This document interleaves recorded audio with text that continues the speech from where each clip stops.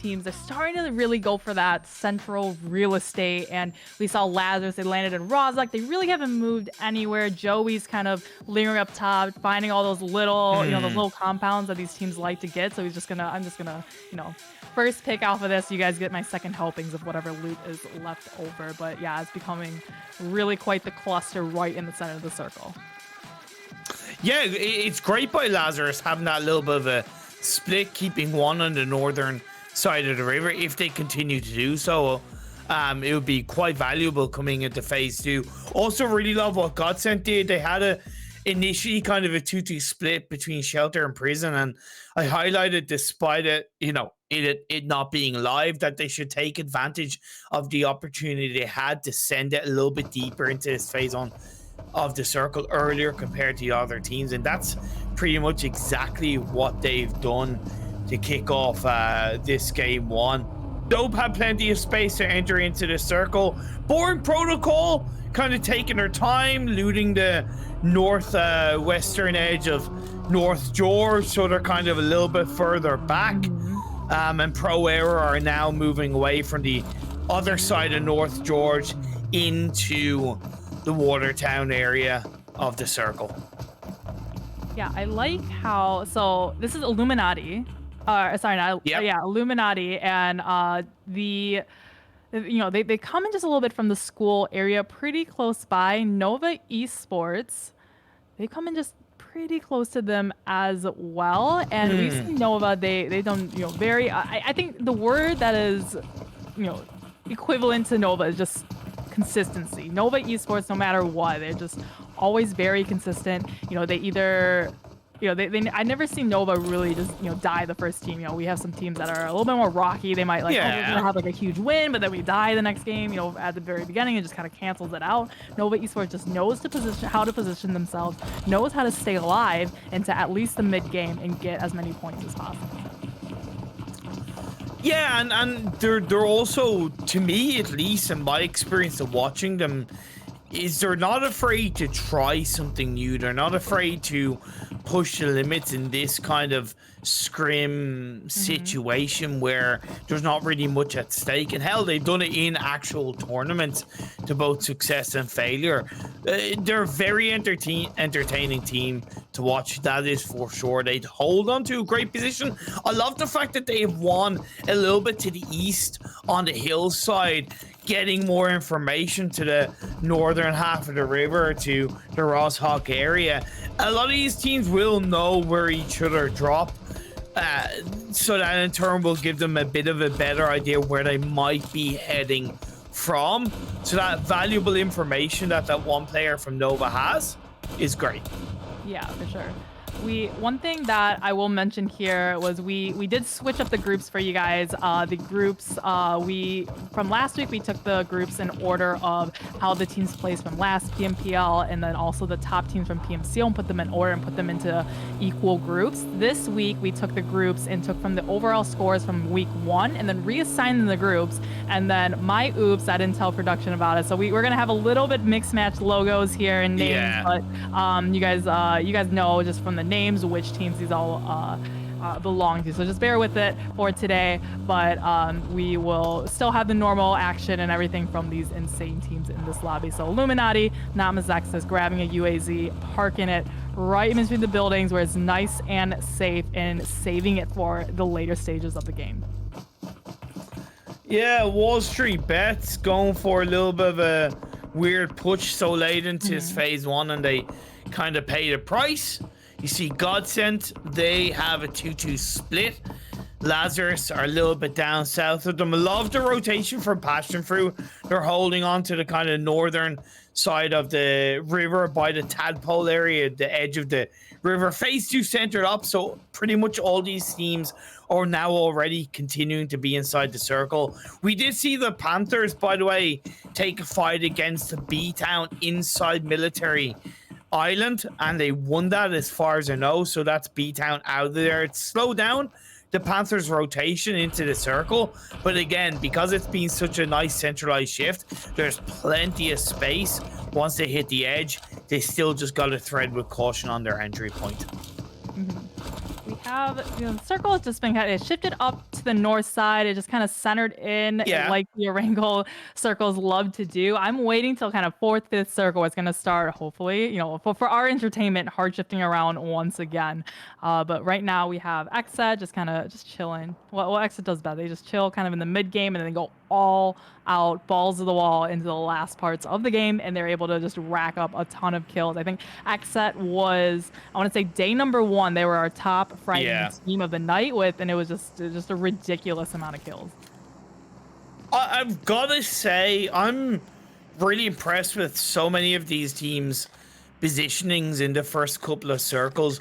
All the kind of core areas that I would recommend for these kind of circles are occupied by teams. Nobody's committing to school or apartment so early.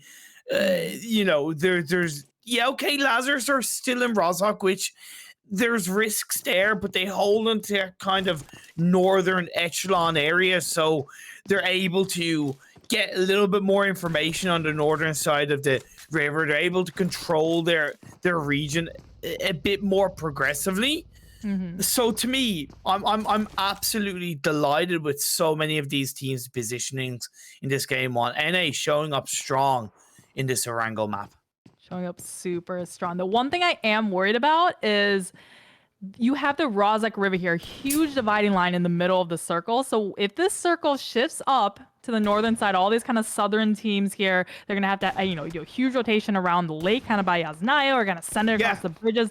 But it does come down on the southern side as we're just watching a couple pop shots from Pan on Pro Era over onto Spray, but it's going to be quite the southern migration for all these teams on the northern side that I don't know how they're going to do it, because there's only a couple really small bridges that already have eyesight on them or come around the entire lake area. Ooh, man.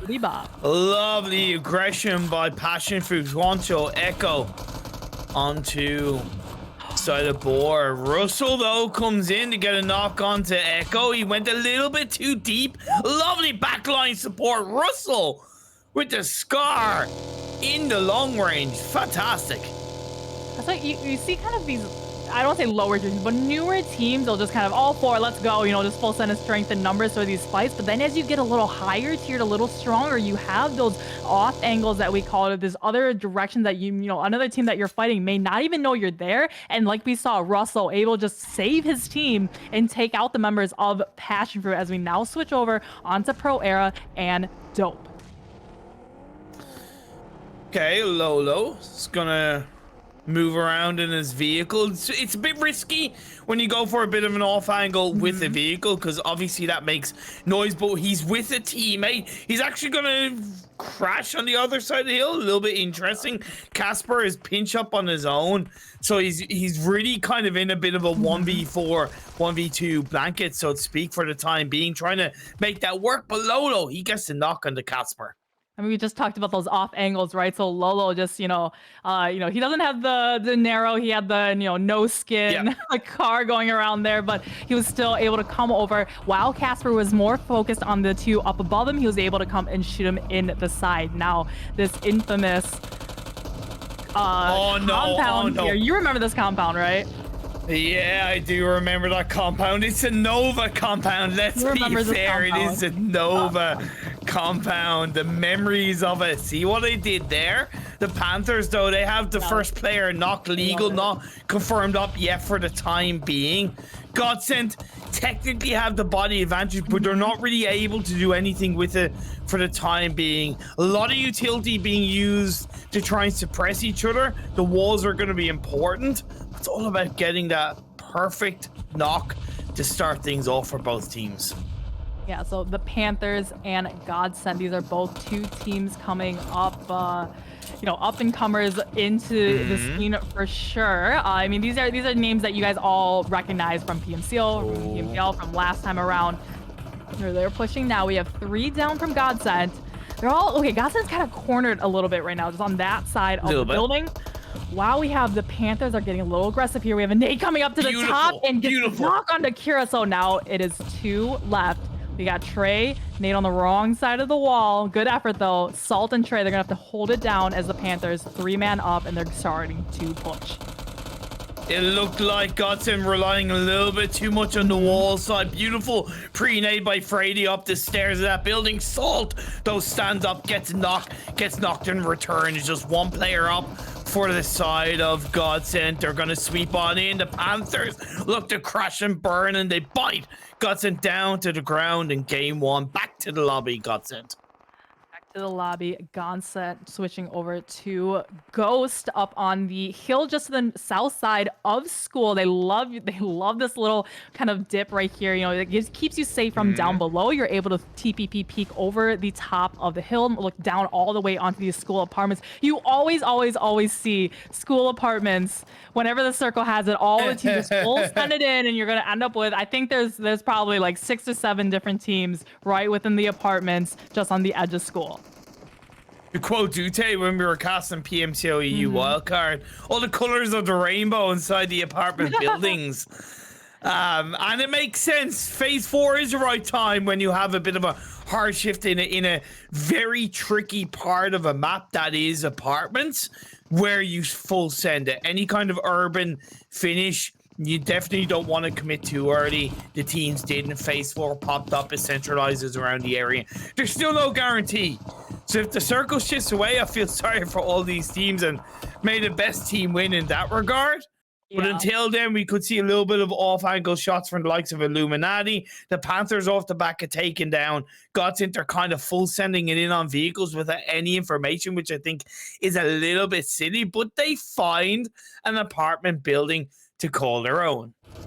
The places I've seen this stop at, I've seen it where it stopped in Illusions, that kind of red house off to the side of apartments, and Illusions just died actually, but up there I've seen the circle end there. I've seen it end in kind of the field just to the right of the kind of right side of these apartments. So I'd say these teams, they know kind of 7 out of 10 times the circle will end kind of right within the vicinity of the apartments, and they're really banking on that. As you can see, as you said, the colors of the rainbow all with the apartments, and it's going to be up to the teams, you know, the ones that are on the outside, like Ghost, like Illuminati, like Lazarus in school. They have a little more breathing room, but if it does end up in apartments, they're kind of screwed, and they're gonna have to full send it on in. 110%, you're dead right with that one. We do see the end of pro era in this game one. They get taken out. 11 teams, 35 players. Again, I'm impressed with this NA play style. Good on positioning, good on aggression at the right time. Good on commitment inside a circle at the right moment. It's just unfortunate that happens to be 4 or 5 teams going for those same area. Yo trying to deal with a player and a team syndicate. It's syndicate firing up a molly. He's left on his own, so it's important that he tries to survive as long as possible, as Nova continues to put a little bit of third-party pressure on not only Syndicate, but even this side of, I believe it is Passion Fruit or Exit, that they're also trying to put a bit of pressure on. Yeah, yo, they're going to push right now. One gets knocked, but Salty, the ultimate bait, finds the last player of Yo, and they do end up taking him out in 11th place. So 10 teams left, 34 players. The hard thing about apartments is you're so close to everyone else, and you see that circle shift up into up in the school. So Lazarus is straight chilling right now, but the hard thing in apartments is you're so close to each other. You're hearing footsteps and gunshots all over the place. It's really hard to kind of pinpoint where your enemies are, and you don't know, is it 2 teams, is it 3 teams, is it just one, you know, individual player? Exactly. But now Nova, they're hunting down Syndicate, and they're trying to come upstairs. I've been also impressed with Ace on the Syndicate, because the second they got the kill on the last player, yo, he still looked out the window towards school, so the awareness of the fact that he was going to be close by is absolutely valuable. Nova are pushing in, damage being done onto the Syndicate players as they look to heal up. Nova taking their time. Playing around these stairs is so difficult in apartments. You gotta get the timing absolutely perfect with a little bit of luck on your side. The timing, you can have it fantastic, but if the unfortunate moment at the fortunate time goes against you, you can get absolutely screwed. That's why apartments is such a difficult area to play around if you commit too early. so very difficult, and they always play this kind of mouse and cat game around the stairway, because if you overcommit your shot Yeah. and you get knocked, that's the full send push from the rest of the team, right? You have to be very, very careful how much you commit to this. I think Nova, they realize that they're not going to want to fight on the edges here. They realize that this, two-stack apartment building right in front of them is going to be empty, but Ace unable to shoot. YDDD in the Nice. back. So this might be their opening. You see the smokes. I think that was from Nova before. That wasn't laid down by Syndicate. So I think they might Nope. be just slowly. I think it might not be optimal for them to push in yet. As we see Lazarus Tele across the way, they're having a fight. They're like, hey, pay attention to us over on the northern side. We're still here. That it's not the stars of the show that are going to be Syndicate and Nova right now. Ghost up in the apartments. Lovely. Amazing. Amazing angle taking out the hit list. Fantastic by Ghost Gaming.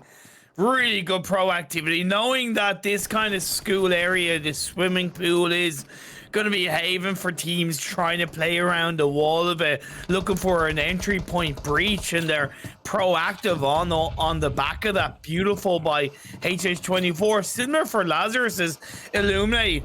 Push and full send it in. Casper is knocked down. Lan is further back, as is AZ. You also have Boar Protocol. Don't forget about them as the next circle shifts and it goes right into the heart of school.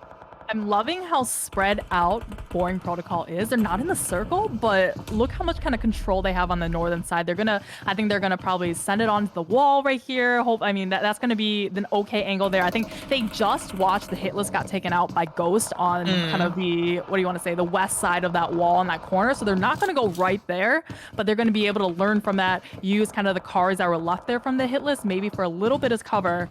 But fortunately for Bop, Lazarus has focused their attention now on the southern side, watching as Nova and watching as Syndicate and all the other, Skittles of the Rainbows trying to cross the road and trying to get back in the circle. And I think that's the best call for Lazarus. They don't have to commit all players to watching the south side, but when you have free opportunity off the back of clearly 4 to 5 teams committing to the apartments, it's technically free kills. Phase 6 is hard to deal with in the blue of Arango. There's only so many smokes available. The vehicles that the players would have used have probably been taken out, but by this time Syndicate go out. It is basically training ground for Lazarus from the windows of school. It's just so easy. I don't know if you saw that, but Axet kind of full sent it into the wall. They left Polo, which is Slicky, kind of off behind, eventually taken out by the play zone. But the other two members of Axet, they just kind of full sent it. I see Jay got knocked, and I think there goes the last potential player of Axet. Yeah, it is from the hands of Illuminati, and you saw him. It was J7 and Jay on a buggy. That's kind of the last-ditch effort, right? Like, I would not want to be on the back of a buggy trying to get in as AJC4 gets his head taken right off from Team Boring Protocol. We're down to 5 teams Imperium, and it's getting really, really hot, and we're just on the outsides of this school having a final circle here. Lazarus, 10 kills. Doing exactly what I thought they would do, or what they suggested, is that focusing on the apartments. They picked up, I think, 4 to 5 kills from that. There's still one more there. Sleepless and Passion Fruit, hoping to sneaky snake his way in, using as many smokes as he can. I think that's a grenade that's being fired up in the direction of Illuminati inside the shack that's just on the edge of the circle. He gets out of the smoke, and it's Ghost to pick up the kill. The final kill on Sleepless Passion Fruit. I mean, kudos to him for surviving that long. Remember, he lost 3 of his players before to, which team was they? To Boring Protocol up on the northern side of the map. So Sleepless was able to get at least a top 5 finish for his team. Now, Boring Protocol, kind of the kings of the hill, they're kind of hoping the circle comes out to them. Lazarus desperately, and I jinxed it. Oh my God. It did shift up onto them. Boring Protocol, they really set themselves up here. Where there isn't a rock that they're hiding behind or a tree, they set up a blown up car. So that's going to be their little bit of hard cover. Yeah. And they've got, they know exactly where these teams are. Look at Russell. Yeah, Russell. Look at Russell by the wall. He's a sacrificial lab, Monica, but he does add a lot of weight and a lot of value to pushing teams back, as well as getting information. The footsteps to audio is going to be really important for Russell giving information to the rest of his team. I would like to see Boar Protocol send one player maybe by the crate drop if he can get there. That might be a little bit too late, because I feel like the 3 players maybe a bit too close together where they're not able to control. We'll have to wait and see. I like how Lazarus they left G3 back just to keep their eye on Makes Ghost sense. in school in the pool area, while they sent the rest of them Fears coming around over the side, takes out Illuminati down to only 3. So right now I think Ghost they had about 14 seconds left back when Spec got knocked by the nade. He had him met up. Now it's their time to go in. Lazarus, they know it's the full send here. For Ghost, and the hope is that an all brawl happens between Bop and Lazarus. They're sending it right in the midst, and one knock from Lazarus. It goes Fears able to knock one more, but gets knocked from the nade. So it's only G3 left alive in school. Now taking the brunt of the push from Ghost, trying to get into this circle. But I don't know. What did you think about that one, Imperium? Yeah, I don't know why he full sent this so deep. I was expecting it to stop by the crate drop. I said Russell might be a sacrificial lamb. Indeed, that was the case. Definitely Ghost benefiting from that massive push from Lazarus. You can see Spec and Tensa close by. Shots from Valak and Kizix are so important. Fear is still giving information to his teammate from the audio cue. With Tensa getting knocked, this is being whittled down to realistically a 2v1v1. 2v1v1 in DG3. That was a gift for him to be able to come into the last circle with, broken level 2s. All of a sudden, a level 3 helmet, level 3 vest. But Ghost is finally taken out by a nade from Boring Protocol. All right, they take out Fears, the free information, but they know where G3 is. They know exactly where Gabby is hiding in the smoke. He's starting to just creep on up a little bit closer. Oh, he's not dead. He landed. He stepped right onto the nade. And that's going to be it for game number 1. Boring Protocol. Not a boring performance by any means. They played it really lovely. They didn't commit to apartment or school. They were happy and comfortable to play on the fact that the circles were going to shift away from those areas. They then shifted onto the Roshawk Hill in due time. They control that. The amount of kills does speak for itself. Russell with 5, Valak with 3, Kizix with 4, and Fate with 2. And although I was a little bit concerned with their, position at the end, again, benefited by that massive, wild Lazarus 3-man push going forward, kind of gave them a little bit more control to focus on the last of Ghost coming from the swimming pool. Yeah, I think Ghost, they, Spec getting knocked right there, ate up a little bit of time as they're trying to push up in. But I think the good thing for them was that, G3 was the only one left back there. So it's just G3 kind of against the world as his other 3 teammates kind of, I would say a little bit of a haphazard push into Boring Protocol, but they were still able to finish out in second place. Joey doing Joey things. Last week he had, I think one day he was top fragger with, I want to say 15 kills he had. It was some insane amount of kills just from Joey. I'm just trying to do some quick math. I would argue that the top 3 teams must have the majority of the amount of kills in this game, just based on how they were positioned and how they took advantage of that. Boring Protocol had 5, 8 and 4s, 12, 13, 14 kills. Lazarus had 6, 10, 13 kills, 14, 13. That's 27. Ghost, they had 6, 8. That's 27, 8. That's 35 kills between the top 3 teams. That's a gigantic suction of kills and points away from the rest of the lobby. It means that, the points from the individual game, even though Illuminati finished first, fourth, they got 3 kills, but, there's technically a much limited amount of points. And look at Passion Fruit, 5th place with 0 kills. It means it's really a bit of a dead result despite being 5th. Something I'd like to point out. So, Boring Protocol was on the Raza kill, correct? I want to say phase 5, phase 6. Boring Protocol was on the top. I think it was phase 6. Phase 6. Lazarus was in school. Ghost was in the hill just to the south of the hill of school apartments. Illuminati was out in that compound just to the east of school apartments, correct?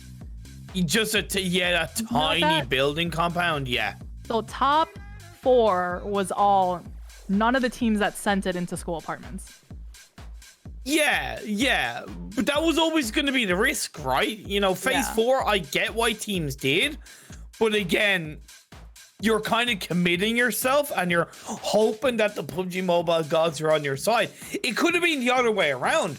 The circle could have shifted towards apartments, and that would have technically have left Boring Protocol. Well, not so much Boring Protocol, but definitely Lazarus and Ghost specifically in a really compromising position, because they would have had to have shifted across the road. They might have made it because there was already 4 to 5 teams in apartments, but it still wouldn't have been easy for them. So yeah, just the way it goes in PUBG Mobile, you commit to one position, you hope it stays there, or it doesn't shift as heavily away. It does. And apartments, we know how difficult it is to disengage. When you have teams just ready to target practice on you, boy, that's even harder. I think the results of this was because that the circle did shift up to the school area, right? But if the circle did end right in the school apartments area, I think we may have seen a flip of this, right? Maybe the teams on the outskirts, but Boring Protocol, Lazarus, Ghost, Illuminati, maybe they would have gone out in 8th to 10th, somewhere in there, and all these teams kind of right dead in the center, like Nova, like Syndicate. Exactly. I could see a Nova chicken dinner from that first game if it had shifted towards school apartments. I think Boring Protocol would have been the safest, although they would have had to have committed to one of those buildings and taken a fight straight away, because again, they were always more on the edge of the circle, away from both school and apartments, and the way they got to win was staying outside of school, of course. So I think they would have been safer out of the 3 teams that we mentioned, but Lazarus and Ghost, big chance they would have gotten burned, but as it happens, the circle shifted towards them. They were able to pick up a few more kills and obviously better placement. I'm really impressed with the NA playstyle. I know these are just scrims, but solid positioning, solid rotation time, and great aggression from a lot of teams. Yeah, big pog. We're slowly coming up, Imperium. We're slowly making a name for ourselves. So hey, look, just real quick, like, it's more that there seems to be, compared to last split, maybe even towards the end of last year, there seems to be more teams at that higher level. So it's making the overall pool of teams stronger, and yeah, so that's super impressive. NA, really impressive. NA. Yeah, that means anything. Yeah, for sure. So that was game number 1. So we still have 4 more games today. Let me see the groups right now. So the groups are, and thank you to production for fixing the logos, because my fault, I didn't tell anybody about the changes. I totally forgot about, because the logos are actually assigned to the slot that the team is in. So awesome job fixing it mid-game for all of us, so you guys aren't super confused because of my mistake. But Group B is sitting out this next match, so that's going to be Lazarus, Passion Fruit, Dope, and B-Town, that you'll have to wait one Miramar match until you see them once again. And we will have Knights, Ogilvy, 19 Esports, and Mizexis join in the mix for this second game. Is it going to be a Miramar for game 2? Yep. So we usually do Erangel, Miramar, Sandhawk, Miramar, and then Erangel to finish the night out. So we'll be just kind of shifting around the groups will stay the same for this week, but we'll be shifting around like today Group A will sit out first game, like Group A will sit out, it was stuff to decide, but we'll just kind of like shift the groups around, so then by the end of the week every team will have been off like the same amount of maps as all the other teams. Of course, coming into, because I saw a couple of people were asking in chat, so to give it a little bit of context, the overall standings coming into today's games: Knights were in first, Lazarus in second, Ghost third, Wall Street Bets fourth, Exet fifth, Ogilvy sixth. That's all I'll say. Top 6. If you want to find out the others, check out Monica's social media page. You should be following her anyway. If you're not, what are you doing? Come on. Where you'll be able to find out. I got you, Monica.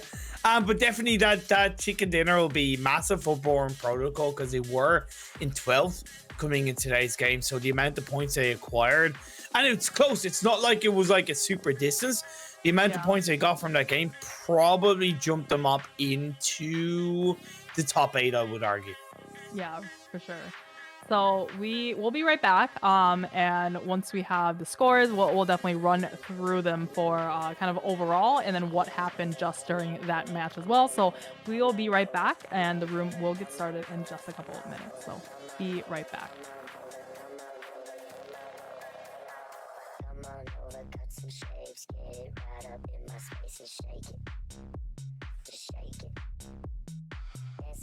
Move some more, push it back down to the floor and shake it. Just shake it. Looking deep into my eyes, bend it back and do your best to break it. To break it. Girl, you really look the part. Reach right out, you got my heart, now take it. Just take it, take it, take it.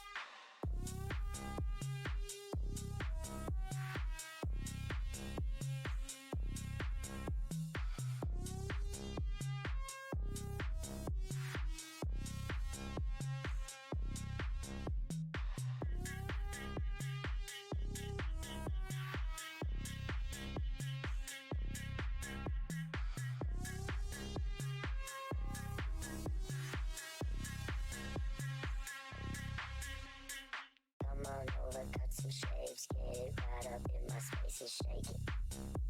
Just shake it. Dance a little, move some more, push it back down to the floor and shake it. Looking deep into my eyes, bend it back and do your best to break it. To break it. Girl, you really look the part, reach right out, you got my heart, now take it. Just take it, take it.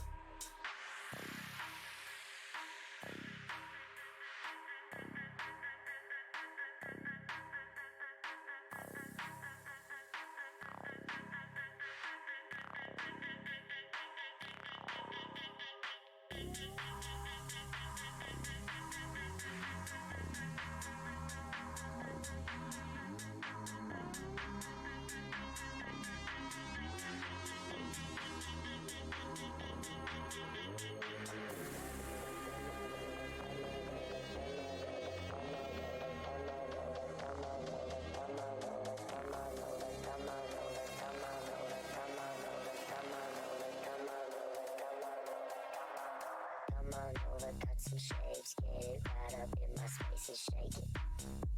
Just shake it. Dance a little, move some more, push it back down to the floor and shake it. Just shake it. Looking deep into my eyes, bend it back and do your best to break it. To break it. Girl, you really look the part, reach right out, you got my heart, now take it. Just take it, take it.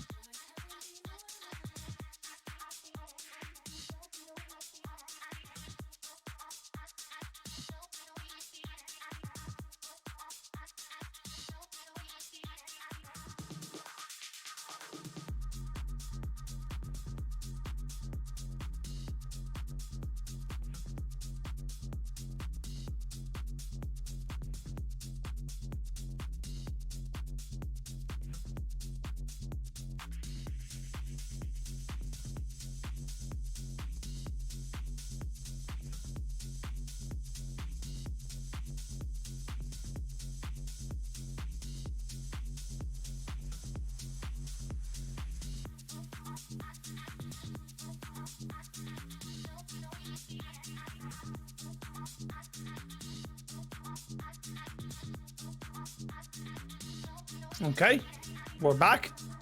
Okay. Seems. Let's get into this game 2 pretty soon. It was a good game 1. Like I said, complimented a lot of teams' positionings and strength. Monica, do we have overall standings and whatnot? Yeah, so we're just gonna shout this out to you. So Cool. So this is just game 1. So obviously we have Boring Protocol. They're gonna be in number 1, getting the chicken dinner and 14 kills. So they're gonna be sitting at 29 points. We have Lazarus in second, getting 13 kills. We have them right here actually. 13 kills, Nice. and then 12 points for placement, and then 25 total kills. And Ghost coming in third with 18 points. So again, these were your you see your top 16, and then you can see the teams kind of right below that. We have some of them that actually have the bottom ones are a little bit mixed in for the 4 teams that didn't sit in. That's going to be Knights, 19 Esports, Nexus, and Ogilvy. But we see Joe, P-Town, Wall Street, Bets, and then Godsend also didn't get any points that game. But overall, I go ahead and tell that to you. We don't have a graphic for it, but we do have Lazarus sitting at number 1 with 233 points and 2 chicken dinners. Ghost Gaming at second place with 224 points and 2 chicken dinners, and Knights in third place with 218 points and 2 chicken dinners. But I will disclaim this. So we had, again, you see that Knights, Ogilvy, 19 Esports, and Zexus, they are sitting at 1 game under Lazarus and Ghost Gaming. So Knights, they are less than Lazarus and Ghost Gaming, but they are 1 game that they still need to make up for tonight. So we'll see how it always messes you up when you have teams that they don't play when you have groups like this. So we'll see how Knights will do for the rest of the night.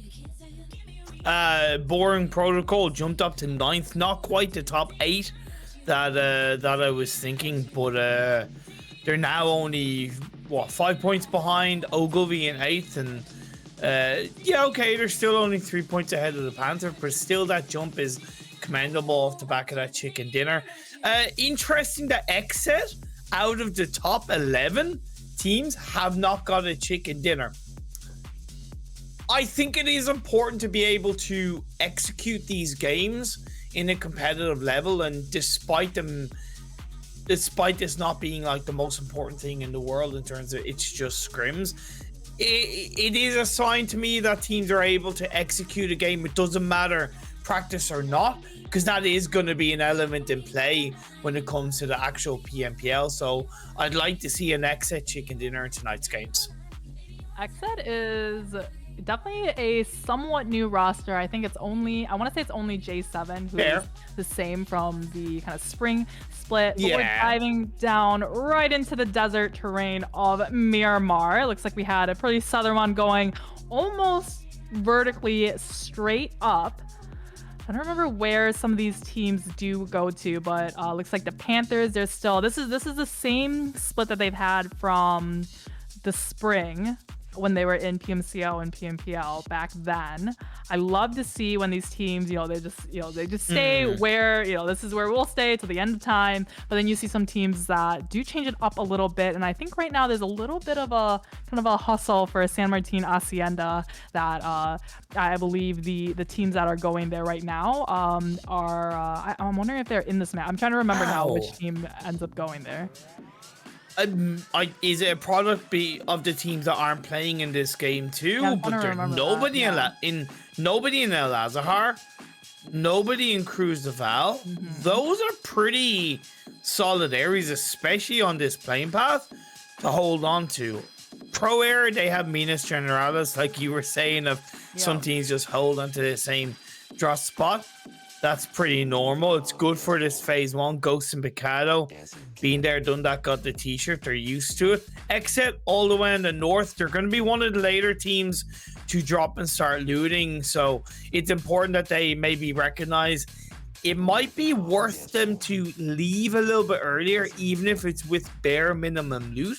Move a bit deeper down south and loot, let's say, one side of Cruz de Val or Tierra Bronco. Either way, you're still taking advantage of a circle that is clearly in your favor.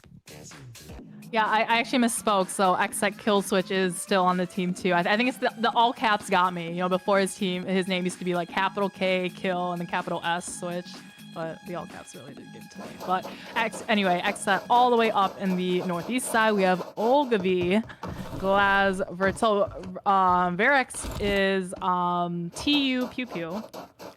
Changed the name now on Team Ogilvy. What? I found that, yeah. So I was tagging them whenever I do the score, and I tag them on Instagram or Twitter. Yeah. And then I think I posted it because I couldn't find like I was like, who is this? And I couldn't tag it. And then later, he tags me on in Discord. It's like, why didn't you tag me? I was like, what's your ad? And he's like, it's Pew Pew. And I was like, oh, like, I didn't even know it was the same person. Okay. So I just found that out on Friday, but that's who that is. So. Interesting when team players that we all know and then they change their name and you think it's like a brand new player, but it's like they just changed their name. But 24K Sally over in El Pozo, looks like they went, and I think El Pozo was a little bit far to jump in, so I think them and Yo jumping into the cars, jumping in the Morados, and then driving all the way to El Pozo as we have this kind of once again this kind of northern circle that this game is favoring in Erangel and now in Miramar.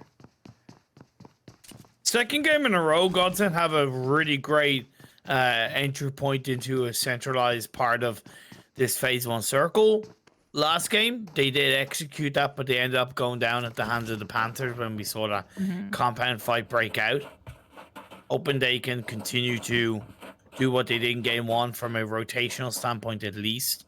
Pro Era, yeah, okay, they have Minas Generalis, like I mentioned, and a bit of Graveyard, but if they stay too south of that Minas Generalis area, I think they're kind of maybe losing a potential advantage of heading onto those mountains on the side and hold on to Junkyard area. But Nova, pick up a kill on the Ogilvy. They just laid the trap. Did you see this? They had two of them. They had Rin, and then I want to say it was Yid kind of on this hill, and the other two over there. And they camped this one player, Pew Pew, Verex from Ogilvy. Ogilvy had no idea, and so he was just running to the other compound. They just popped up from the hill and just killed him. So I guess all four of them are now looting his one crate. But the first blood of the match. And that's gonna be Nova to get the first kill. And now we're just kind of panning over, watching Team Yo and Team Mazexis.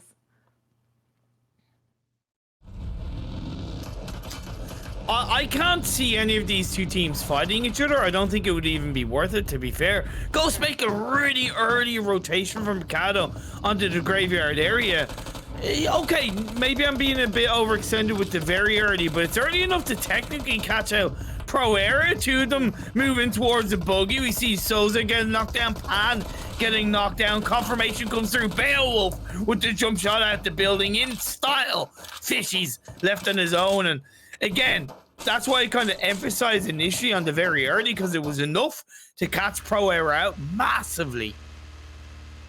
I think this is a massive shift in strategy from last week. I remember I think it was one of the last Miramar games. Ghost was very, very late to rotate out Picado, and they actually ended up paying for it. So this time, like you said, kind of really early rotation, get that center spot, find it, and they're right there next to Pro Era. And you love to see when the metas of the games all of a sudden change. Like if you remember, maybe I want to say like 3 months ago, I didn't see a single UMP in sight. Like nobody I ever really saw. UMP was like the last choice if you couldn't find a Tommy gun, if you couldn't find anything else. And now you just saw Beowulf had one. We had, I think, Tensa. I don't know if we saw Tensa, but HH4 also definitely had one. It's just all of a sudden everyone is using a UMP. I don't get what that rotation was with Godsend, to be fair, why they're rotating on their initial part of it, the initial first half of it, kind of so far to the west. They could have utilized more of an eastern pathing into the Elazar Hills. They get caught out for it. Still 3 players up for them, and that Pro Era loss was also a product of what I recommended for them too, which is go a little bit more up north earlier onto the mountains of Minas Generalis. There would have been automatically a much higher chance that they would have been able to pick up maybe a knock or a kill onto the players of Ghost if they had have committed earlier to that mountainside. It is what it is. They'll learn from that in future games. Ghost, they know where Pro Era dropped. That's, I guarantee you, part of why they pushed forward. Ogilvy goes down. I'm not even kind of surprised because Nova, they're getting the better of them left, right, and center. Did Ogilvy just like piss off Nova or something? Because Nova killed Varix right first. Then we saw them hunt down the other two, and then all of a sudden Khan, the last one, just got killed by Nova. That's gonna be your first team out of the Miramar match, but it was just like relentlessly just going after Ogilvy, and it's gonna be, yeah, just Ogilvy out now.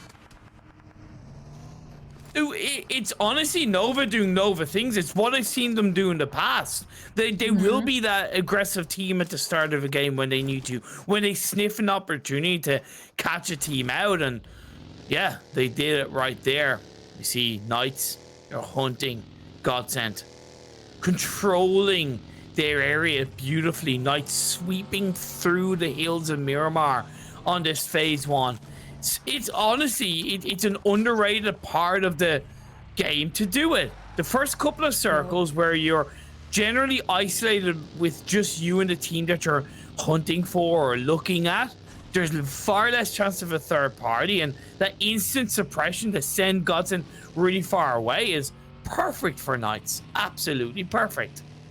I know these teams, they're playing pretty aggressively here, and obviously we've seen that from 8 kills so far during this game. I think it's gonna slow down just a little bit in PMPL. I think right now they're still kind of figuring out each other and just kind of like, who's the big boy on the playground, trying to figure out who's the really aggressive team, who's gonna take those kind of risks, and they're gonna be practicing the aggression on the team fights that they practice it now so you can hone down your comms, hone down how you fight later in PMPL when it actually matters. The circle is going to be centered on 19 Esports. That was one of the teams I said switched up their drops, but they used to go Al Azahar, 3 of them dropping within the city and 1 dropping into the compound on the hill just a little bit to the side. Now they're taking up this big Hacienda split. They're getting a little bit closer to Godsent. But we have Misexus now in a fight with Bop. Bop, Baran. That's all I think of when I see that team name, or at least a team tag. Or Protocol, just losing the advantage, being too heavily spread, and low-key getting a bit more heavily picked apart by Misexus. Starlight's knocked, but he should be able to get revived. We see Valik looking to provide a bit of support onto Faith. He's going for the revive. Yes, he should be able to pull that off. I don't think KZR can get to him quite yet. Misexus, Sally, you have Godsent, only lost Trace so far, and so it looks like Knights, they're going to be one little bit of an advantage over Team Godsent. Xenox and Coops, these are your number 1 and number 2 overall fraggers right now, by the way, both of them on the exact same. You would think that when you put really strong fraggers on the same team, they're going to kind of like eat away at each other's kills, but these two, they're just, I don't know, they're playing nice with each other. Just like, I'll take a kill here, you take a kill here, and we're going to kind of bring each other both up to have the most kills in this tournament so far. But Ghost lost Tensa to the likes of Chico from Knights. I think maybe didn't know he was there, a little bit too out in the open, and got immediately flushed out.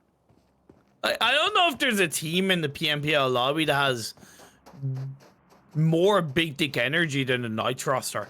Like, every single one of the Knights players are incredibly dangerous, and they're known for that throughout their individual history in the PUBG Mobile competitive scene. So you put it together, and it's a massive recipe for success. It's how they back it up with information, with strategies, with core IGLing, and of course the synergy to pull engagements out of the bag. At the end of the day, the fact that they're first in the standings overall and they have the top 2 fraggers, there's not really too much of a question to be asked for the time being. J7 in the kill feed getting a knock into one of Nova players. Nova had a pretty good entry into this phase 2, but maybe sending a bit too deep, they paid a price. Yeah, definitely Xat coming here. You'll finally join the party, seeing them on the kill feed. We have now Jay. So Jay's been on the top fraggers, top 5 in a night. I usually post that. He's been on there a couple times, I think, last week. So definitely one of the strong players on the team. The nade coming over, I think held just a little bit too long. Wasn't quite able to do the damage he wanted to on Team Yo. Okay, now it looks like J7 kind of wrapping around. Be very, very careful. Like now he's coming a little bit too far where Iris can shoot him from the, from below while his teammates are up above. And I think J7 recognized that and he's gonna be backing up. It looks like both teams actually are just gonna. I'm just gonna back up a little bit, pull a little bit of space, and Iris and Spray wanting this little off angle on the opposite hill. Yeah, good decision making by, if you're not comfortable in the position or in. It's still a risk to try and move away, but the fact that they did it so early was perfect. So many teams fail to do that. More, talking about the kind of PMCO level teams where they'll get a little bit frozen in order to think, okay, we can't move away, and then they're umming and ahhing, they're indecisive, and a good IGL will be able to realize, okay, yes, we set ourselves up here initially, but we don't have the advantage. Then maybe they saw Nova as an example, possibly a third-party risk, but the point is that decision was made early, and it was the right decision because of how early it was made. I think right now the teams, we're gonna put our guns down, we're gonna focus on getting in the circle and getting a good spot, and we'll just, we'll pick up the fight wherever we land here. Knights are gonna be rotating a little bit kind of further up to the northern side, kind of rotating counterclockwise around the circle. We have Wall Street Baz, King. Everybody knows King A. Looks like he's taking some really long shots with 3 times on his M4 over onto Frady. I think just missed out. Actually, no, he did blow up. He did blow up. We just rendered out, but we saw it in the kill feed. He did blow up the vehicle from Frady. Or actually blew him up, but he's not dead yet, just not kind of on the side of the street. It's going to be difficult. The Panthers and Wall Street Bets, who kind of committed to a bit of a heavy eastern rotation around the Al-Azhar region. Knights will want to be a bit aware of that with that circle shifting to the point where they're now on the very edge of the circle. Teams can make those dynamic rotations. Ms. X's are in a good spot. The northern side of the circle is fairly unoccupied, so that water treatment mountain could be played by Ms. X's if they get the information. We have Baba from Wall Street Bets. I almost said we support. I don't know why I said that, but Baba looks like he was knocked and flushed out. Godsend also. Oh, we saw Salty kind of playing around with the K9. It's hard to snipe at this level because at the lower kind of levels of scrims, you have people that stay. They don't move around all that well or all that much. It's a lot easier to land that, just line up that headshot, take it, and then send the push. Here in this kind of level of lobby, you don't have people that are just gonna make it easy for you. They're moving, they're juking all over the place. It's so hard to use those snipers. That's why you see these DMRs, kind of long range sprays from the M4 more so used in this kind of lobby. Oh, that circle shifts away hard up to the side of the circle that I said was unoccupied, that water treatment. It puts Yo and Nova in a bit of a good spot. Boring Protocol taking a fight against the hit list for the time being. None of them are down, which is important. Fate being on the backline is absolutely fantastic for him and the rest of the team, but they also can't slow down. They're far away from the circle. There's a few teams in front of them. Close this engagement out as quickly as possible. All 4 are in the one building.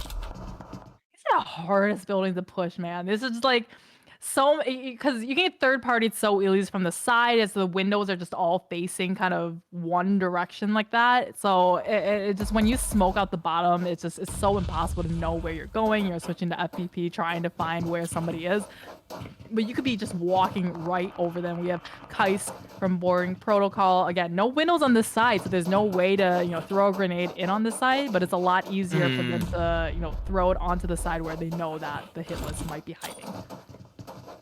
Power go down.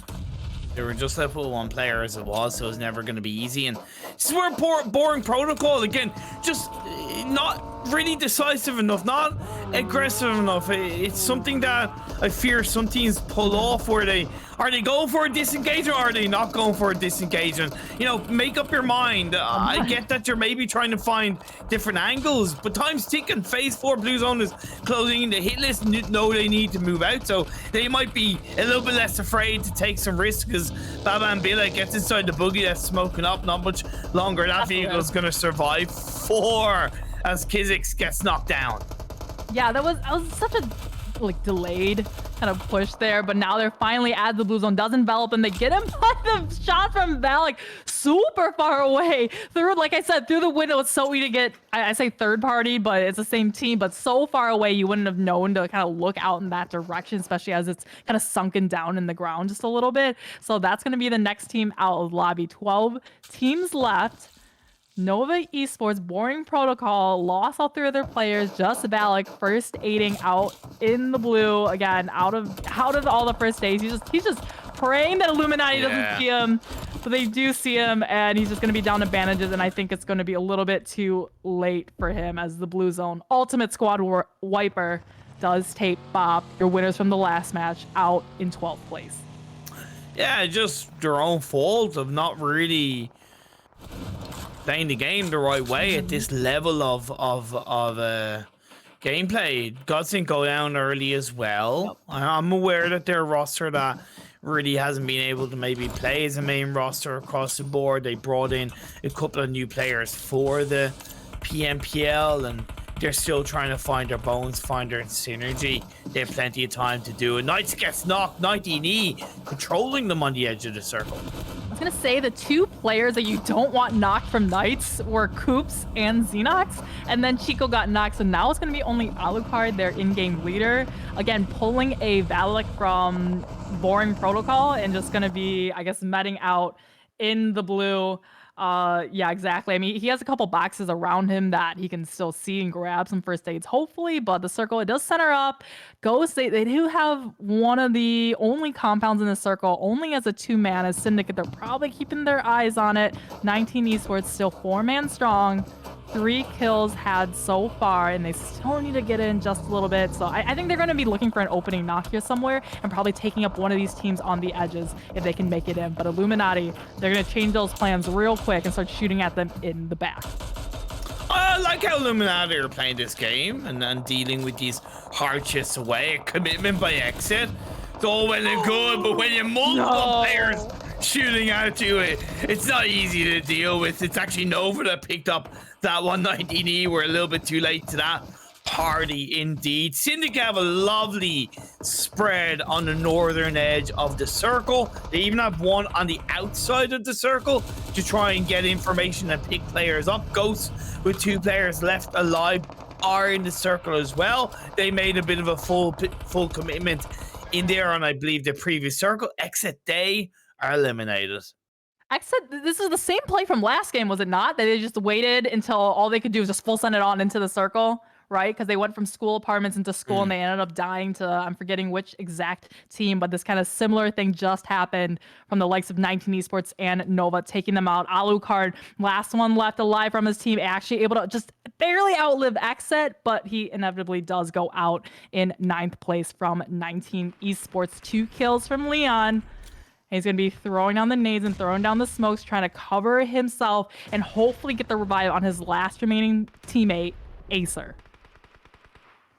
Is it worth going for the revive?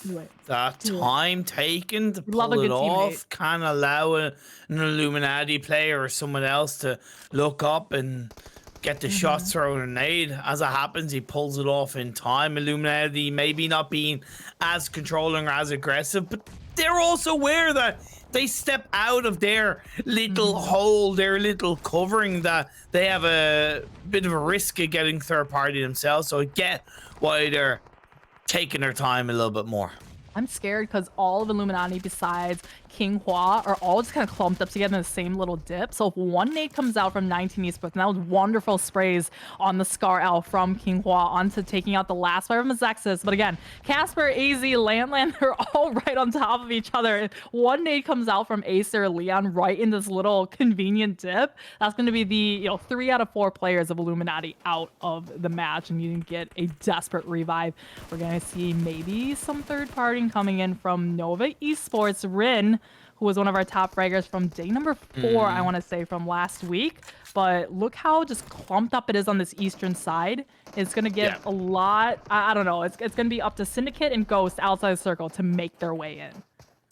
if Yo can take out Nova, it's their chicken dinner for the taking. Spray is looking for it with the UMP in his hands. The pre-fire shots go out, but Rin is going to come out on top of that one. Needs to find another. Can't. The body advantage pays off for Yo. And now that they've been cleared up, 19E are picking apart the members of Illuminati. Acer, Leon. Oh, it's too late. Hey, credit where it's due. The revive is paid off, and now with the last player up, King Hua, he gets one knock, but the vehicle blows up, and that is Illuminati out of there.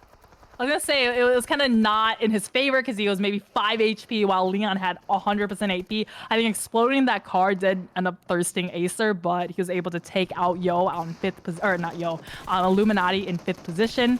Now it's gonna be okay. So Ghost is waiting for Syndicate, for Yo, kind of the big teams on this side of the circle, right? A 4v4 right now. They gotta take each other out, dwindle their numbers down. Okay, so Syndicate is still 4. Yo has 4 as well.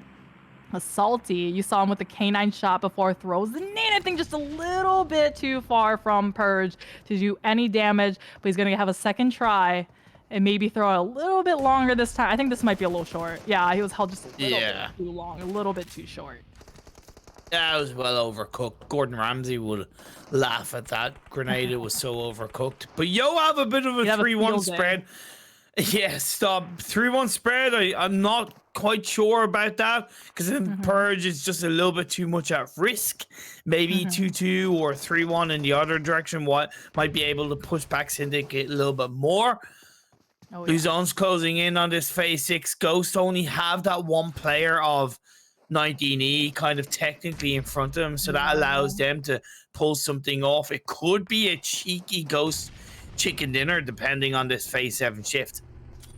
Yeah, we have not the Groza, but Groza out with Big E Cheese with the grenade. It's just grenade central. I love, you love to see a team holding a ton of grenades and they just save it to the end. It's just a mini red zone right on top of everyone trying to survive. It's just a when will it end? Salty Scar out, finally knocks Spray. So this might be opening their push. They are all within the circle though, so I think they're just gonna wait to see where this next circle does pop one more time. Salty gets knocked, overextends, gets finished out by Purge, waiting in the bush, literally ambushed by Purge. Oh my god! And now it's going to be up to Iris and Purge, but oh my goodness. Yep. Where did Leon come from? Leon just doing Leon things. This man's an absolute legend. I presume that's the same 19E for is the same Leon from former Wildcard, right? It's former Wildcard and former what was the PMGC team he played on? Abrupt Slayers. There you go, Abrupt Slayers. I think he's the only PMGC player here. Yeah, he is. Absolute beast, he is. Absolute beast. But as I said, you know, it could be a cheeky Ghost chicken dinner and they only have Leon in front of him. He goes down and that's HH24 picking up the final kill. And Ghost grabbed the chicken dinner. Ghost, I think even though they lost Spec and they lost Tensa at the very beginning, not very beginning, but I'd say about a third of the way through. We have HH24 with 7 kills and 1 coming out from Spec, so a total of 8 kills and the chicken dinner. But I think they really bided their time right. They're saying, hey, you know, we're only down to capacity. We're gonna let all the big gangs on campus, fight it out, and we're gonna wait on this side of the circle and just, at the very best time come out and kill the last player alive, which is going to be Leon after he, took everybody out with 7 kills with the grenades there. But Leon, 7 kills, definitely just amazing work from Leon being kind of solo for the last 10 minutes there. But that was a little bit of not even a little bit, massive missed opportunity from Yo. Because when they cleared out Nova and they knew Syndicate were there, they really should have focused on Syndicate straight away because they still had a full squad up. Only having Purge in the front line is not enough. Nades are always going to be at risk at that moment in the game. So yes, you technically stay quiet, but at the end of the day, and a quick nade here, a quick nade there, you've been standing up a little bit. You're waiting to get taken out, and that's kind of what happened with the Yo players, and it's a shame. It should have been their win. It really should have been. They gave it to Ghost when they got squad wiped. Yeah, definitely. I think Syndicate they did really good holding all the utilities that they saved kind of right at the end. I think Yeah. they just weren't accurate enough to really use them in the best way. I'm Just posting not this being, info. yeah, just not being aggressive enough on the Syndicate. Should have just been a somewhat full send. I believe they even got the first knock onto one of the Syndicate players. However, it is what it is. Like 19E, I know he was able to loot up the last players of Illuminati and probably picked up a couple more nades. I'd argue that really allowed him to punish the players of Yo. Um, Weird and kind of interesting game. The circle shifts were definitely not the easiest to deal with. For a good few of these teams, and where it ended isn't a common part of the map. Like, I don't remember the last time I saw that kind of ending. And Miramar, it's great because it's kind of practice for what might happen in PMPL circle ending, and it'll give teams a really good attempt of training when it comes to the trains of Miramar. But yeah, the ending was not as I expected. I think with Miramar, it is the least amount of foliage on the map, right? It's a lot easier to Yep. spot you out. When you're having these teams, like, you have to be even more hyperly aware of what kind of angles are you exposed to other people, or you can find the one lone bush like Yo Purge did and just hide it with a Groza in there. But like on Sandhawk, like as we're about to see in this next match, it's gonna be a lot harder to see people. You find a big old fur and you just squat in it, or you just kind of snake it in the grasses as you go Yeah. into the end circles. But we do have, so Sandhawk is going to be match number 3 coming up, and the teams that are going to be sitting out this match, it's going to be Ghost, Nova Esports, Boring Protocol, and Pro Era. So your 2 teams that have won the matches so far are going to be out this match. So we're definitely not going to get a 2 chicken dinners in a row, at least on game 3, or 2 chicken dinners from one of the teams. So a new challenger can technically emerge in this game 3, and of course with the Ghost chicken dinner, it's going to allow them to boost themselves closer towards that kind of top 2. And it just once again, just say a bit of a weird game, to be fair, for Miramar. So I'm looking forward to hopefully what will be a very exciting and action-packed Sunhawk. Yeah, for sure. I think what's a team that you want to see win? Oh, come on, want to see win? No, that's like asking a parent their favorite child, Monica. Okay, who do you That's- think is gonna that's- win? Is that a different? Okay, is that that's a slightly different question. That's a slightly better question. Knights. I can see Knights winning. They showed a lot of potential in the early parts of that game. Maybe a bit too heavily spread, or not as proactive as they could have been. Wasn't tracking their every movement. But the way they formatted themselves in the early parts of the Miramar game, if they take that at a bit of aggression, Chemical X, as I say, a little bit of woe, a little bit away in Sandhawk, they can dominate the game. Plus, again, like I said, their roster just full of massive players, so their aggression should shine in Sandhawk. Yeah, I wanna see Exa this match. I want to see what they do. That's Exa, good. I've seen them in Yeah. the past where they just, because they land a little bit south of boot camp, and then once we've had some interesting fights in boot camp the last week that people are still trying to figure out who's dropping there, and then after that fight is done, or it's kind of in the middle of it, Exa will just come down the hill and just kind of third party wipe everyone out of the out of boot camp. So we shall see, but we will be right back after just a couple minutes. Let the players get on in, and then we'll get started very, very soon. So be right back.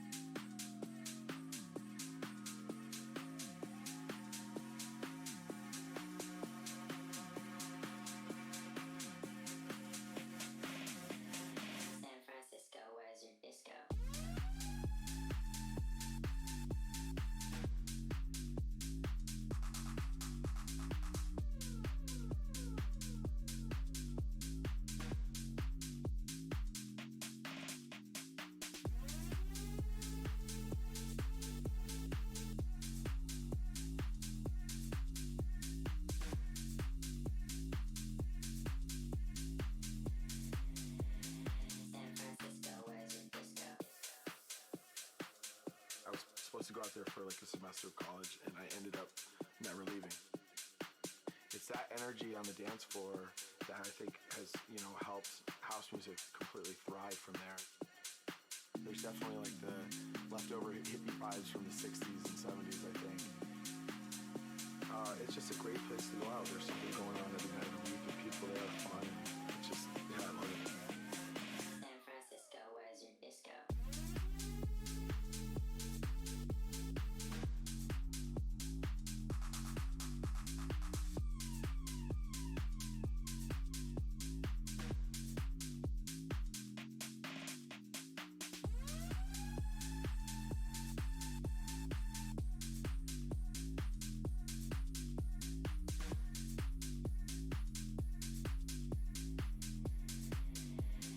San Francisco, where's your disco?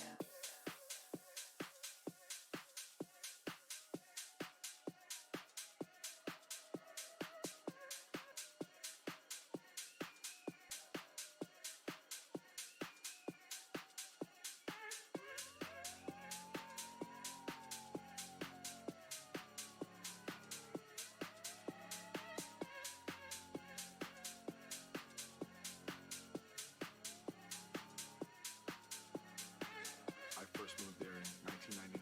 I was supposed to go out there for like a semester of college, and I ended up never leaving. It's that energy on the dance floor that I think has, you know, helped house music completely thrive from there. There's definitely like the leftover hippie vibes from the 60s and 70s, I think. It's just a great place to go out. There's something going on every night of the week, and people there are fun, and it's just, yeah, I love it. San Francisco, where's your disco?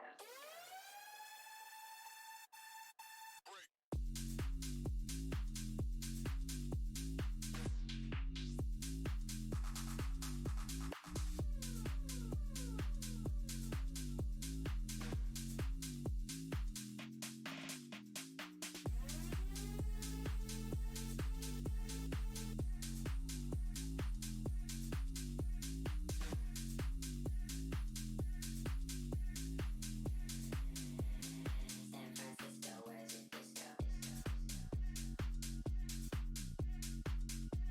All right. And where are you drinking coffee at?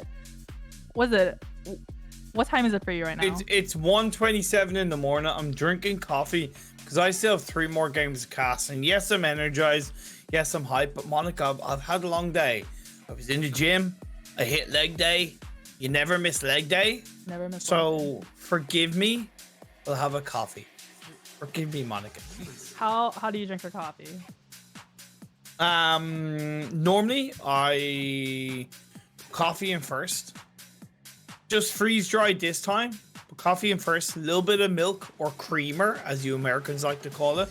Stir that around so the coffee mixes in with the creamer, and then I put the boiling water in, and then it's good to go. Yeah, okay.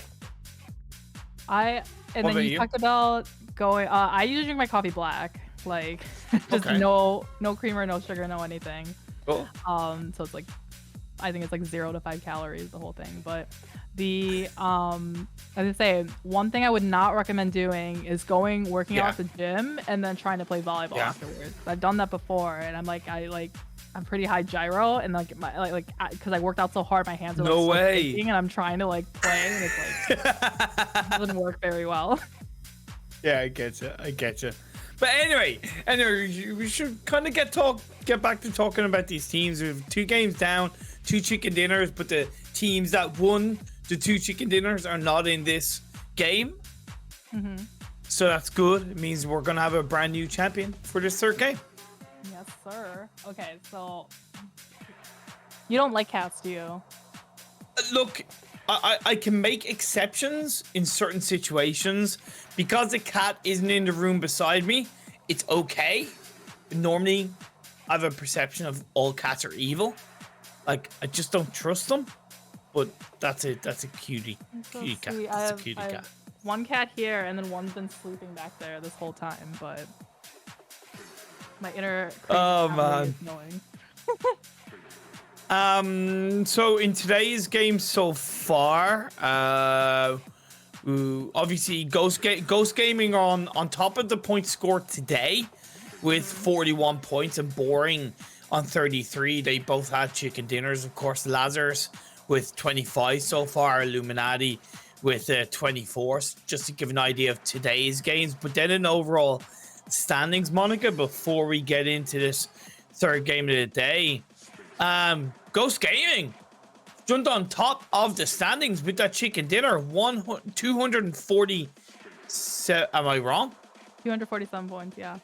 Okay. I thought you were gonna correct me. I thought that was the, you know, when you're in school and the teacher's like, no. I thought that was gonna be, yeah. I thought, okay, sorry, Miss Monica. Well, the only thing Apologies. I'll say is now this is the opportunity for Knights to now get their points back, right? Because right now Knights is still in a deficit of 1 game to Ghost and Lazarus. Like, yeah, Ghost and Lazarus. Yeah. The last 2 games. Yeah. Let's get into this third game. Play path. It's obviously on the west. It tends not to be an issue on Sana because of how small the map is. Might create a bit of a stretch for any of the teams that like to go onto the east. One thing that I'm always looking out for is where teams do drop, because I still feel like, depending on the region, depending on the tournament, the eastern side of the map tends to be underutilized, underused, underdropped, and underlooted by a lot of teams. But the phase 1 circle, it is on that mainland. One thing that Godsent kind of struggled with before on Sandhawk was I think they had a team fight there, and it looks like it's coming up again with We Support. Actually, Godsent and I say We Support. Wall Street Bats, my bad. Wall Street Bats, and I think there's a third team possibly in there somewhere. But B-Town. Yeah. Which, okay, so now Sami is the new boot camp where so many team fights are happening. But yeah, Godsent had a hella late rotation out of Sami because they were stuck here trying to have some fights. And looks like Kira, we got UMP versus, what do you got? Is that I can't tell exactly what kind of gun. QBZ, I think it was. But okay. Yeah, okay. So I guess the knock came out from the D. You hate to get shot in the back by a DBS, but you're focused on the UMP. One, split drops in Sandhawk are incredibly risky. Incredibly risky. That's one thing. Two, in specific to Godsent, to be honest, they've always been pretty shit in Sandhawk, being straight up. It's just never been their kind of map to extract a dominating amount of points from. That can change, of course. But yeah, split drop, quite risky. 3 teams around that area. It's not necessarily the best for Wall Street Bets or B-Town either. 19E pushing on into Yo, and Jay just gets a double knock. No. Absolutely fantastic by Jay. Sensational. 19 esports. You know, Carnage is raging right now because we only have Alushi alive here. As I think they 19 esports, they probably landed down boot camp, saw that or a team landed up into warehouse, and they're saying, nah, we don't like when people land too close to us. We're gonna go kill them. If we do kill them, kind of scare them away to not land so close to us. But I think it, bit them in the butt, because now it's only Alushi left alive, and we're switching now as the fight is about to erupt over here. But Alushi does get taken out by Purge, the one with the Groza in the bush last game, and that is going to be 19 esports out in 16th position on Sandhawk. Yeah, who shut them down? Yo picked them apart. On top in this one. Still see the battle of the trio teams on the southern side. They're outside the circle. Trey's in a bit of a 1v1 with King A. Blinky's in a bit of a 1v1 with one of the B-Down players. And he loses at the hands of Jat. There you go. Happy days. And Godsent, they're down to a solo player.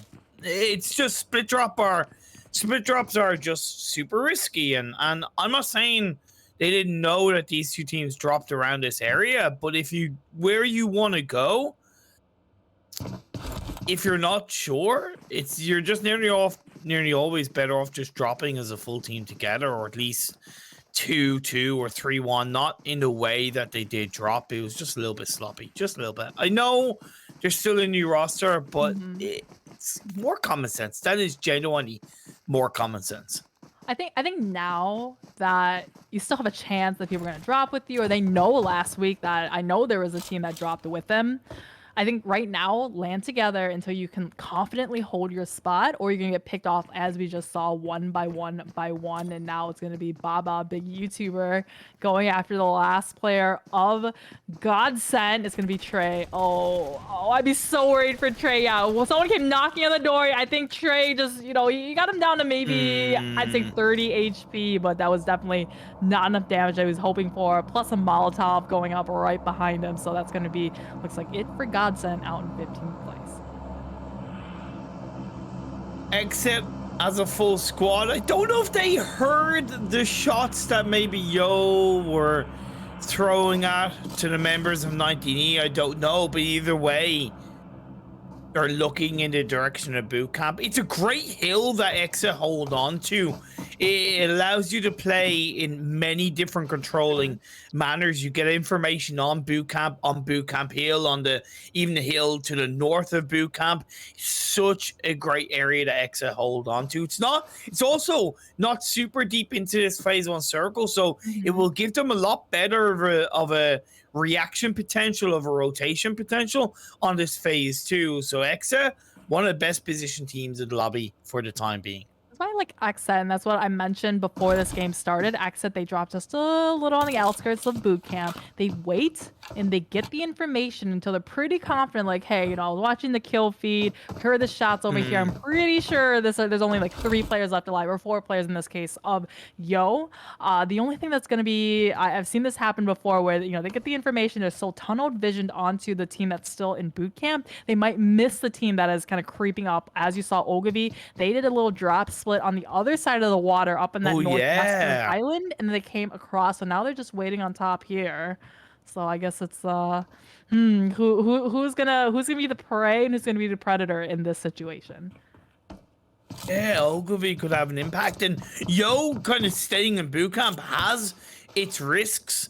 If it shifts over to the west on phase 2 with either boot camp on the edge or predominantly in the circle, that's going to be quite difficult for them, I feel, in phase 2 to move away. But if it shifts over to the east, then I think it should be successful, because there's a big chance to at least exit. Maybe not Ogilvy, won't be looking so heavily in their direction. Time is ticking down. The phase 1 blue zone is closing in. Dope is on the north side of Paradise Resort, just outside of Tapmock. You have Passion Fruit on that northeastern side of Paradise Resort, and you have Illuminati on the south side of Paradise Resort. I really love the Panthers position as well, Monica, on the eastern hill of Quarry, close to the center of the circle. It is fantastic. And that's where Godsent used to go. So I think Godsent trying something new, trying to go down to Sami, where they haven't had quite the best of luck now, especially with B-Town, who's still sitting down there, by the way, with the blue zone coming in. And for Sandhawk and Erangel and Miramar, the only big difference, not only is Sandhawk half the size of Miramar and Erangel, the first zone to compensate for that, the first circle pops at 60 seconds instead of 120 seconds when the plane takes off. So it is much faster of a game because of the size and how fast the circle does start to move and start to close in. Biggest 2-2 split of the Sandhawk game so far is Syndicate.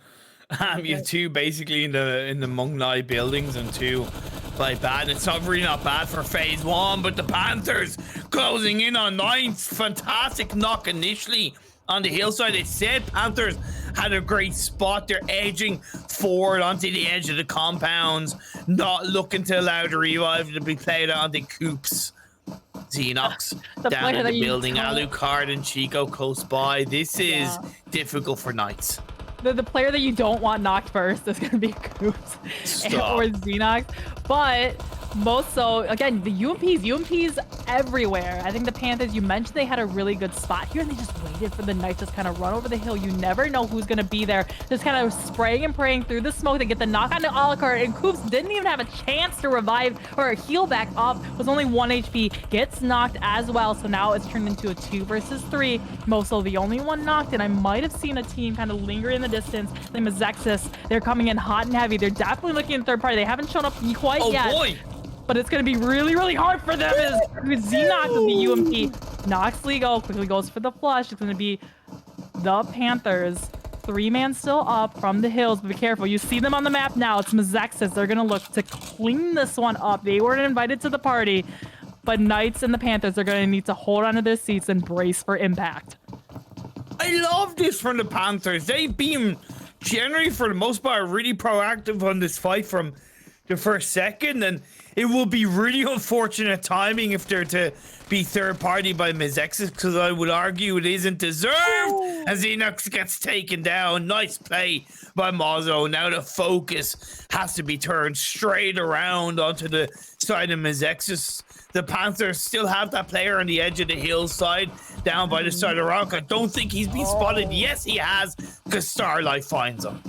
Definitely was nowhere for him to go. He was up by the rock, and he knew before the rest of his team. He was telling them, hey, there's another team coming in the third party. He didn't have a way to come off of the hill there because it's just open area here to go down into it. But somehow he's been able to crawl back down very, very close to the rest of his team. I think Mazexis, they don't really have to worry about this. They know if they're paying attention to kill feed, they know it's only 2 players left on up. Now Mazexis coming up, cleaning it up. Moso, last one left alive, quickly gets a clutch first aid. Oh, didn't even get it off. He almost, he canceled at the last second to bring his gun out, but Mazexis, they're going to be the victors of this fight on this compound. 3 kills. I feel for the Panthers, I really do, because I don't think they were slow on that fight with Knights. Absolutely weren't. They didn't have a full amount of information. The second they found it, they looked to really take advantage of that. Maybe taking out Xenox earlier might have been a bit more ideal, and that kind of 1v1 that Xenox kind of end up winning initially could have slowed them down a bit, but for the most part, I can't fault it. And for Mazexis, hey, why not? You smell an opportunity, you go for it. That's kind of what makes a good team great. That's what makes a team from a near championship winning to championship winning, is just playing the opportunity, adapting, and doing what you can to pick up a couple of extra kills.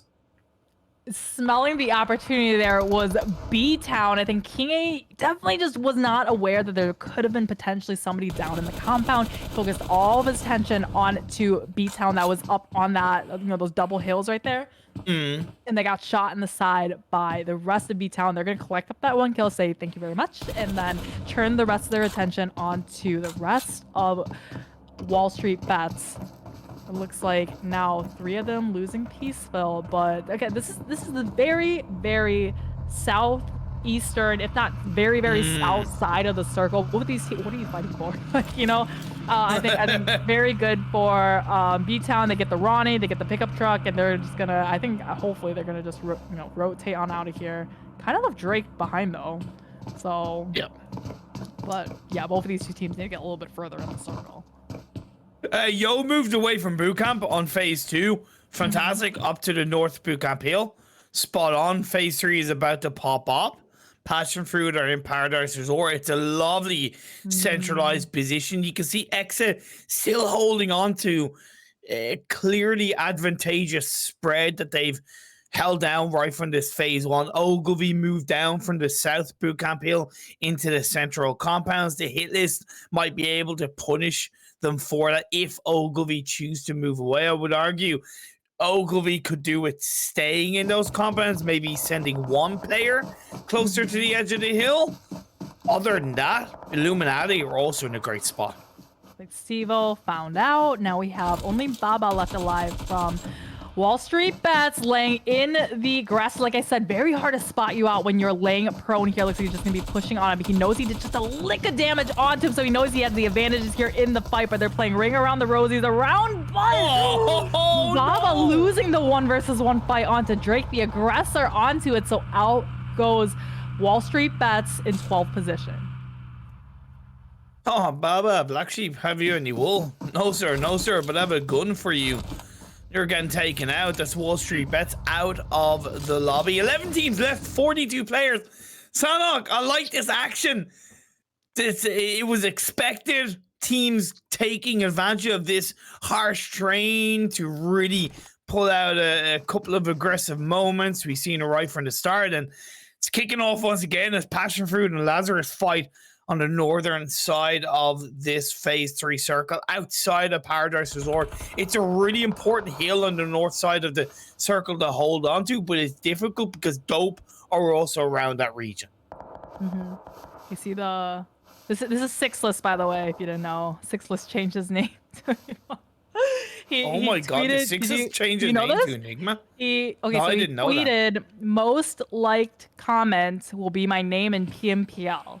And then Spring commented PSF Enigma, and I think it had like 200, 300 likes on it.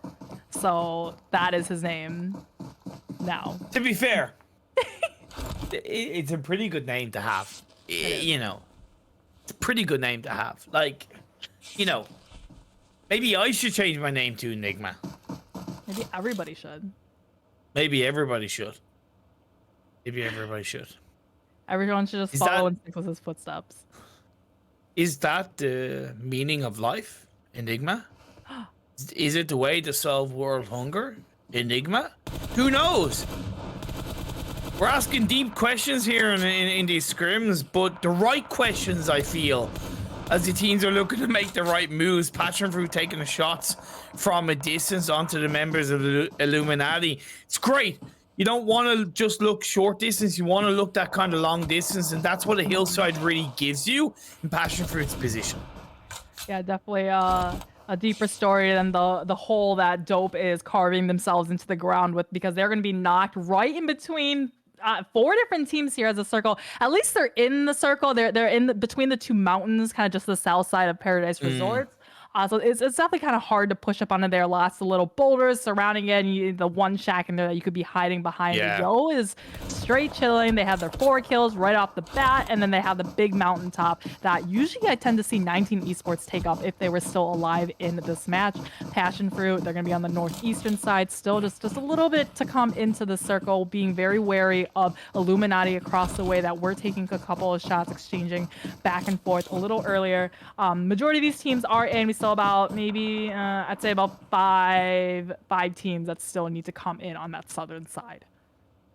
This is such a volatile circle because you know, there's such a lack of rotational ability because of the black hole that's in the middle of this phase 4. So you really got to just stick to your position and hope for the best in the next phase. Illuminati, I would argue, in the absolute best position of the teams, as well as Yo. Except if they can clear out the hit list and, of course, B-Town, which they have now done, that could give them a little bit more of an advantage. Again, that's easier said than done. Yeah, Xset, looks like Killswitch got knocked, but, you know, getting knocked is part of the game. As long as you don't get knocked and then impossible for you to come back to get revived, and as long as you're not putting your team in a dire position where, hey, you know, circle's closing in and you just got knocked and you're out in the blue zone, you know, that's a terrible spot to put your teammates in. Looks like Mazexis fighting against Syndicate across the way as Xset. They really haven't moved that far at all. They loot down in the compounds just kind of in between Painan and Boot Camp. They just come up just a little bit as now Syndicate. Rad is definitely the strongest fragger on their team, just consistently, even in scrims, even yesterday, just carrying his team over and over again. And Salty is a good friend of mine. I give him a lot of crap for it, but looks like 3 still up. They're not quite within the circle, and Mazexis, they know that Syndicates are on here, so they're going to give them a little bit more breathing room, rotate a little bit further on right. Oh, they have the Sandhawk Tesla. What is it called again? I'm forgetting what it's called. But isn't it the Cybertruck? Isn't it? Yeah, it's a Cybertruck. And they're gonna need more than a Cybertruck to save their Sandhawk game, to be fair. And that's why I kind of low-key don't get vehicles and Sandhawk, to be honest, because I don't really think it they're OP. gives you that much of an advantage. Quick rotate in a motorcycle. It's not really, though. You know, not the Cybertruck, maybe a motorcycle, but not Cybertruck or any of the other vehicles. Either way, Syndic are gonna move in. Beautiful rotation by Passion Fruit, because I know they had gone more for the east, would have been a third party into Illuminati, whereas moving up north, they could focus on fights. Syndicate are taken down, and the hit lists are the ones that shut them down. There's so many good nades tonight. I think definitely NA has gotten so much better at using the nades, especially, you know, getting a huge amount of damage, if not the first knock in an open engagement like this. It's so vital to this. Dope. They only started with 3, have another nade. Now Caster's going to be a little bit more wary, right? Not a little less confident peeking out now that his health is incredibly low.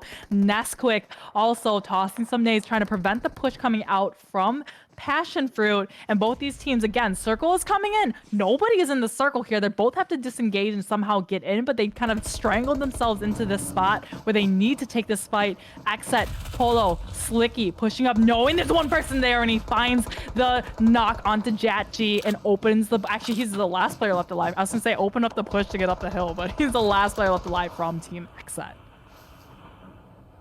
Yeah, that's what I said. It was always going to be difficult, this volatility of the circle to push Xset closer to the, you know, closer to a bit of a risky black hole area. But great play by Polo, but it's going to be easier said than done. Ogilvy take him down.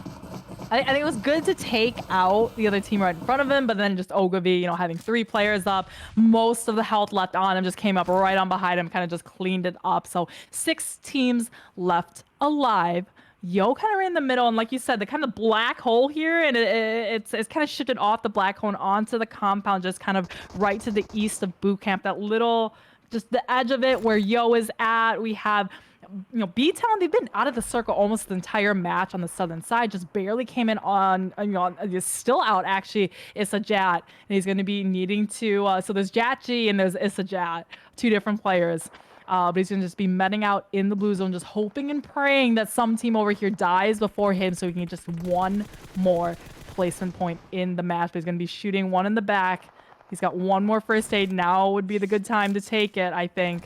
That could be a fatal mistake as he had the bandage on and he just, that was the mistake. That was the mistake. He started going for a bandage instead of a first aid. Hello, darkness, my old friend.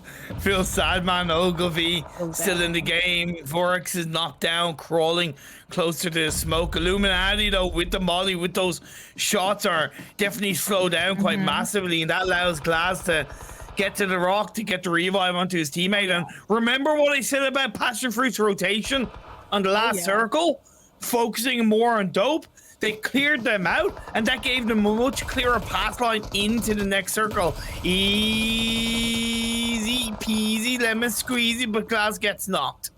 Okay, Verix. Yeah, Glass, he had really crazy 2 knocks over onto Illuminati, but as he went for the revive onto Vertex, it gave the opportunity for Illuminati to revive up 1 nade, and that's all she wrote, and out they go in 5th place. Passion Fruit able to get in, but is there really enough hard cover for their entire team? I mean, they're going to be able to keep Yo from getting out of the compound into the circle, but now Passion, they're playing catch up now, and they need to go for the revives. I think they've lost a couple of members.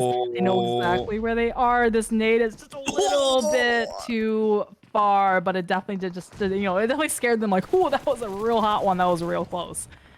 The only way Sixus survived is because his name is Enigma. If it had been Sixus, he would have gone down. That's what the name change gives you. It gives you plus 10 armor. Absolutely fantastic. But multiple nades being thrown in the direction of Passion Fruit. That's why it's important for them to in some way separate on the rock side. But that one is beautifully played. Purge picks him off.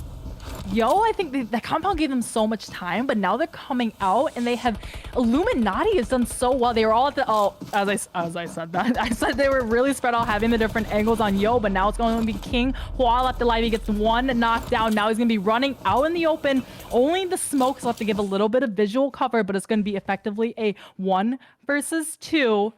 Spray and Iris, they know he's up top. They heard the shot before from Purge. Now they're going to take the time, flush out his teammate as King Hua is going to be running down using the tree as a little bit of cover, but 1 nade would be absolutely fair, but they're going to be oh my god, King Hua Spray kind of switching behind a tree and running out into the open. Was this the fatal mistake as he's pushing in the end? Go for the reload, switching to the M4. He gets a knock on the Spray, but the shots from the side, and that's going to be Yo with the chicken dinner. Not quite enough from Illuminati. Big respect to King Hui in that final moment. You know, because he knew his back was against the wall, and yeah, going for the first aid and gives you 75% health, but come on, the revive was always going to be much hard. Not the revive, but the heal would have, of course, given him way much more time to get a bit of a control and play. He had to go for the push, and I'm so glad he did. But yo, with that chicken dinner, Purge with 9 kills, wonderful performance. Oh my goodness, just 9 kills from Purge. 9 kills from Purge. That. Yep. Like, I think they start off the game really, really well, taking out 19 esports. That was the 4 kills right there, and they're just slowly I think from Passion Fruit, from Illuminati, from who else was there that they accumulated a lot of points on. But it's just, I think, yo, that was a terrific performance in Sandhog. Well, they played it quite calculated, and they reacted to circles clearly quicker than a lot of teams around them, because when they took out Exet, they stayed in boot camp. They waited for phase 2 to shift up, and then they moved on to the north boot camp hill gate. That gave them automatically way more vision to that kind of black hole, the central compound region. When the circles continued to shift, Dope were around them, a couple of others, and yeah, okay, Dope were a little bit more committed on that northern hillside by the massive rocks, and they got taken out by Passion Fruit. But again, Yo said, okay, well, the circle is kind of centering up on that center compound. Let's bring ourselves there. And all those kills, Purge with the 9, a lot of those were because of that centralized compound, the 4 walls around the buildings, and they were able to pick players and teams off left, right, and center. Passion Fruit being a predominant one, of course, some players of Illuminati. Just a great decision making from Yo, and really good team decisions. I don't know who the IGL is, but I definitely credit that victory to a lot of the what I would imagine a lot of the IGL decisions. For sure. I think. Yeah, I was rooting for Exat, and you were rooting for Knights, and Knights went out like 13th, and Exat went out in, I think it was like 7th, 8th, somewhere in there. Maybe a little higher than that. Basically, we jinxed them. Kind of cursed them both. We cursed them both. You know what? I'm okay with that. At least I'm not on my own. Must nerf. If you want to nerf a team, you ask the casters to support them. always. It's normally Maxman that has a big boy curse, but he has such a big curse that it just spreads like wildfire to the other casters. So you can blame him if you want to, guys. Illuminati had a really good game. I'm impressed with how resilient they were in those kind of final couple of circles, and how they kind of got the better of, you know, Exet in towards the end. And Passion Fruit, once again, really good decision making. It only became so much harder for them when the circle shifted away down towards the bottom of the hill that they took out Dope from, and that's the way the cookie crumbles. But up until that point, the decision making, the control, the sweeping through, absolutely spot on from Passion Fruit. Yeah, definitely coming down from those 2 mountains with the shack. I think the only cover they had was one boulder. I think just right there. Yeah. And like you said, that's just how it happens, right? That was the only cover that they had, and then Yo was able just to push really aggressively, just lob a bunch of grenades over. And they just took a couple, but they were able to just finish off. I think it was Sixless, and the last one was it Sleepless? I don't remember. Yeah, exactly. I think it's Sleepless. Yeah. Good game. Yeah. And it was like consistently action-packed, to be fair. We didn't have a boring start. We had some kills towards the start when the 3 teams split, dropped down on the south side. It continued on then when we had the Panthers take out, I think it was 19E, if I'm not mistaken. Yeah, it was 19E, and then Mizex's third party or kind of cleared out the Panthers after, and then it was kind of just a continuous amount of action. One of the most entertaining Sandhog games I've casted in quite a while, to be fair. Yeah, so this next one is going to be Miramar. And Miramar, we're going to have Group D out, which is going to be Wall Street Bets, Syndicate, Godsent, and Illuminati. We keep having the team that won sit out like the next match. Have you noticed that? That's actually, wow, that's so coincidental. Like, that's full on coincidental, but it is what it is. Except the second match, but that's happened twice in a row now. Yeah, exactly. It does open the doors for maybe Boar to or even yeah, Boar, or who was it again for the second game, or the first game to get a second game. But again, I just really want to reiterate this. I honestly, when it comes to looking at teams and looking at positions, I try to isolate um specific movements and specific moments of a game to that team and how they're pulling it off.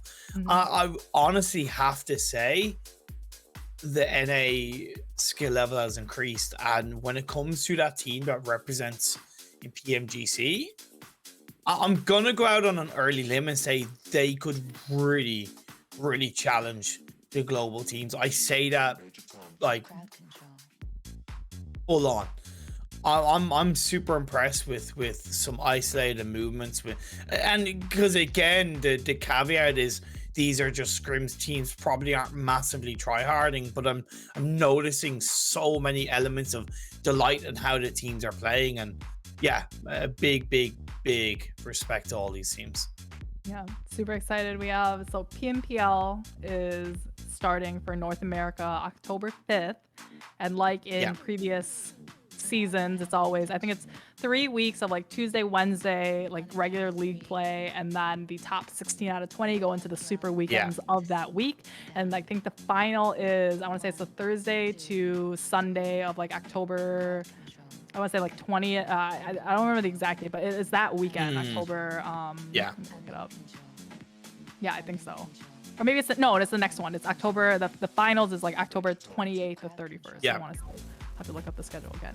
That's PMPL NA, and then after that does it go into like Americas again, or does it go straight into PMPL? It will go into Americas again for prize money, but it doesn't count towards PMGC. The PMGC points are purely the points acquired from PMPL, because they're gonna have one team from PMPL NA, one team from PMPL, etc. So yeah, I'm really pumped, and PMPL NA, I'm gonna do my best to check out as much as possible, because if it's a sign of what I've seen tonight, it's gonna be really great fun to watch. Okay, so we're going to just a couple more minutes before the matches start, so we're going to be right back, and then we'll be able to share the scores once we do come back. So be right back. Don't go anywhere. I'm in control. I'm in control. Major Tom to Crowd control. crowd control. Crowd control. Crowd control. Major Tom to Crowd control. crowd control. Crowd control. Crowd control. Major Tom to Crowd control.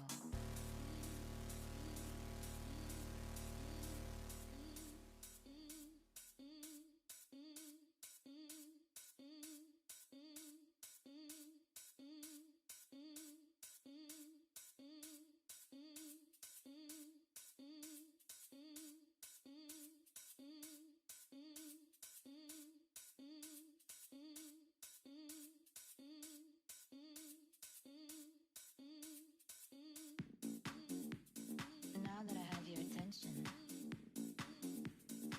on a count of 3, I would like you all to sit down. 1, 2, 3. Crowd control. I'm in control. I'm in control. I'm in control. I'm in control. I'm in control. Major Tom to Crowd control. crowd control. Crowd control. Crowd control. Major Tom to Crowd control. crowd control. Crowd control. Crowd control. Major Tom to Crowd control.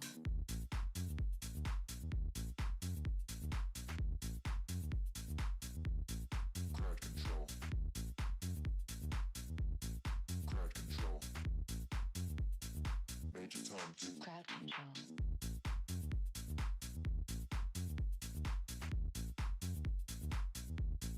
Crowd control.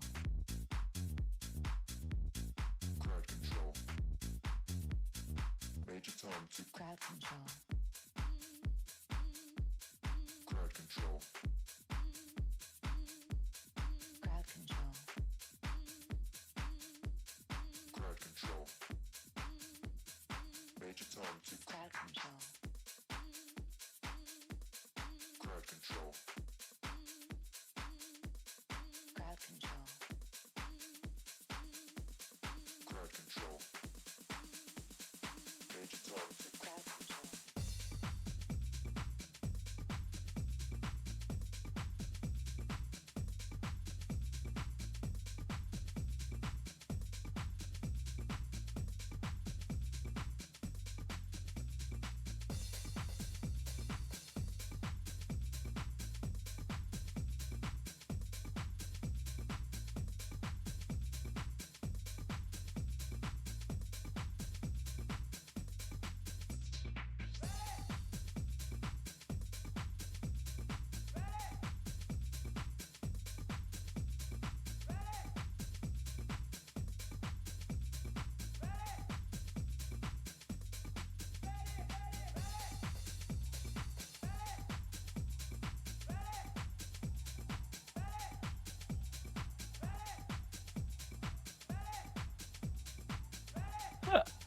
Did you see Sixless just tweeted, I've never seen a team try hard more than Mazexis on Sandhawk. They third-partied Knights and the Panthers, and then what else happened? I'm trying to remember. I think they also pushed in on was it Exit a little bit? I'm not sure, but yeah, that's That was yeah. overview. Hey, why not? Why not? I don't remember. No, nothing. By the way, there's nothing wrong in try harding in these scrims. Yeah, I believe that. tryharding not cool. Yeah, exactly. Like, you know, and I think as much as I said teams aren't taking it seriously, I think there's a level of competency that these teams are applying to these games. But if you're tryharding it, if you are, so what? You technically should be. It's training for PMPL.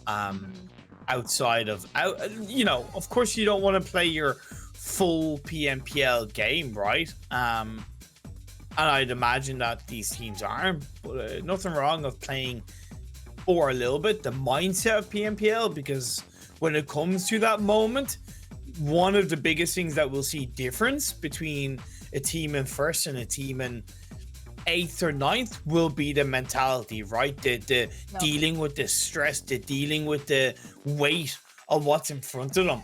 Because when a team of players is able to get past that, it makes it a lot easier for you to not only capitalize on weaker teams that are struggling mentally, but also become more consistent with your performances. So yeah, you should be training mentally for the PMPL. For sure. Back to Miramar. So we're going just south of Impala over to Trailer Park. And remember we saw who was it, Mazexis and Yo, who drove all the way to El Pozo. So let's see if both of them do. El Pozo is big enough to host two different teams to land on there. And I don't think we ever saw Mazexis and Yo kind of fight it out. But I think if they were going to go there, it's going to be much easier. They don't have to drop for the vehicles and then you know try to drive all the way to the drop spot, and losing that time where a different team who may have dropped right at the beginning of the drop spot, right, or right at the beginning of the plane path and dropped down, start looting, you're losing that amount of extra time that you could have been looting. But let's go ahead and see. We have Knights still going to Los Leones.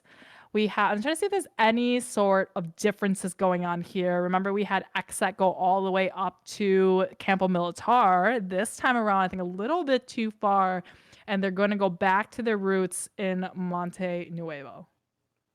South Circle.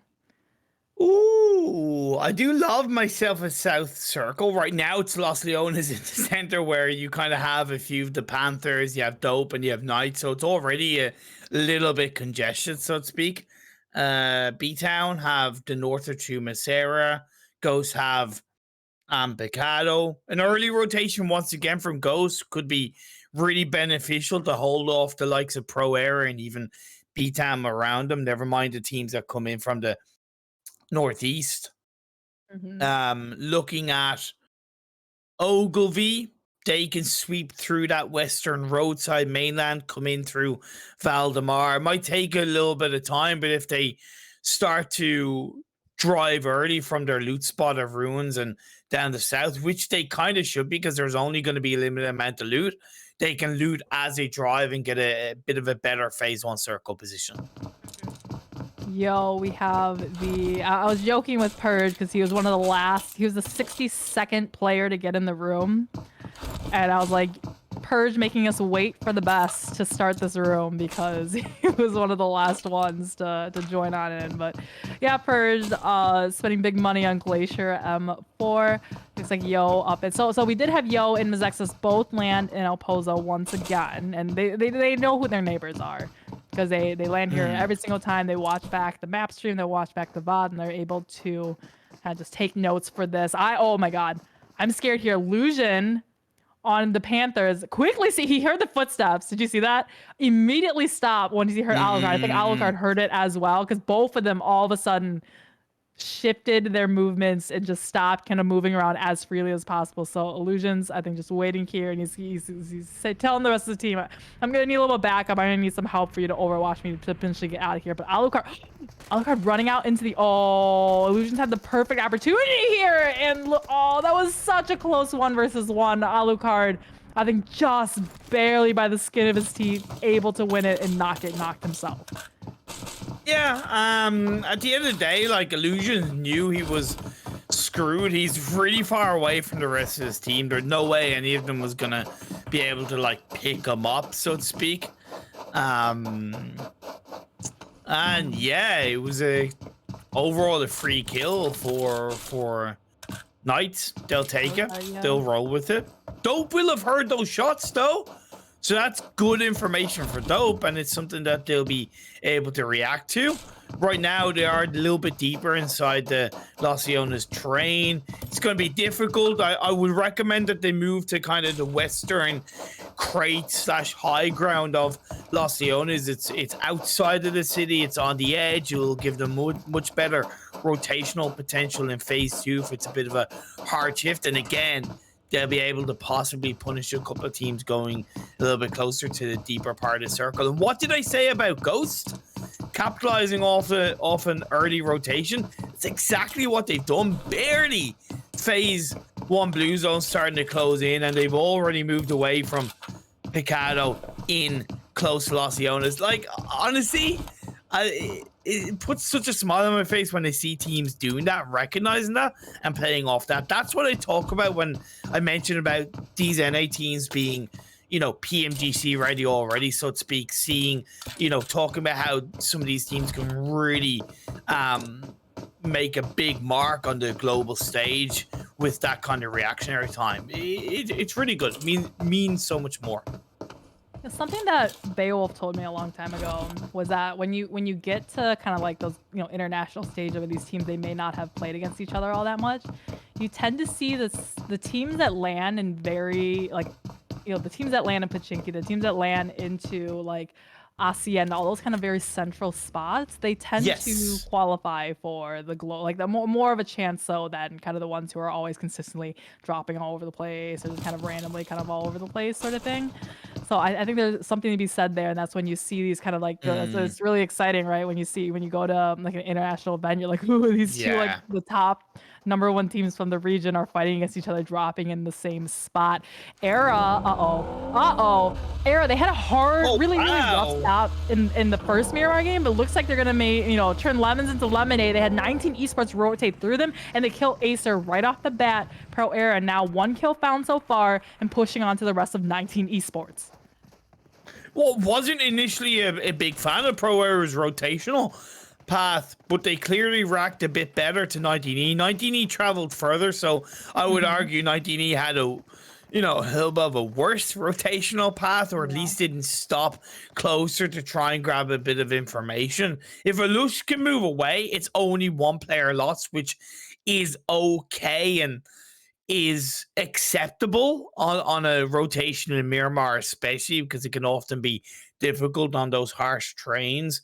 B Town taking advantage of their western drop spot, moving once again closer to the edge of Los Leones. It really all is all about the teams converging around Los Leones without being too committed.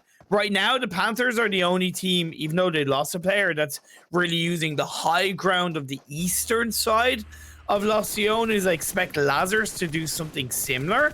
Other than that, Ogilvy still not in the edge of the circle. Come on, fan. Oh, I would have like prone there to try to get Alushi, but I don't know how Alushi ran so far away with. Okay. It's 3 clowns in a car. I can't figure out who's getting on in. But I know I mean, Pan did land the shots on Alushi. He's calling out the push to his team and like, hey, this guy is low. Like, I know we should go right now, but I don't know how Alushi was able to run on foot so far away. That pro era, you know, he was able to put that much room in between them. But where is Sam and where's Leon? There they are. Leon coming in the rescue. Now he's like, quick, get in the car. Let's just yeet it out of here.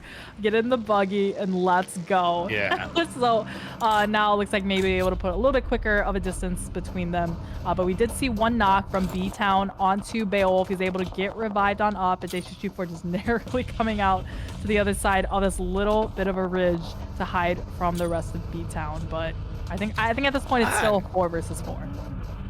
Interesting aggression from B-Town. I respect it, but I don't quite agree with it.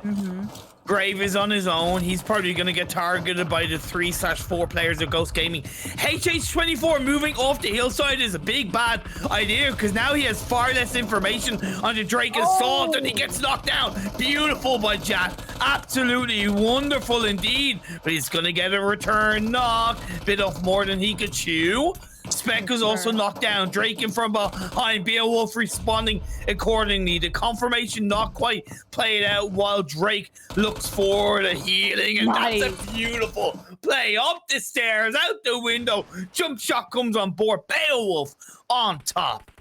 I think Beowulf, you know, still applying the pressure to B-Town so they can't just quickly, easily go for the flush onto HH24 and actually saved his teammate and continued the aggression and pushed on when he knew the other player was going for the heal. Now Nova Esports, now we have, looks like Telly trying to, you know, Telly and Fear's last 2 left alive. Nova Esports here. Now they have a little bit of the high upper ground here. Telly's only about halfway HP. Where is Fears at this point as Ridge just kind of comes on down, gets a knock on to Telly. I think Fears off in the background wasn't able to play the Overwatch kind of direction for the rest of his team as now that Nova is just picking them off one by one, takes out Telly, and now they're going to be putting 2 versus 1 against Fears. Fears gets a knock onto Rin, switches over to the M4 from the UMP. It's going to be a 1 versus 1 cheap man versus Fears. Can he get it though? And it's going to be Fears to find the last kill onto Nova Esports, and that's going to be them out in 15th place.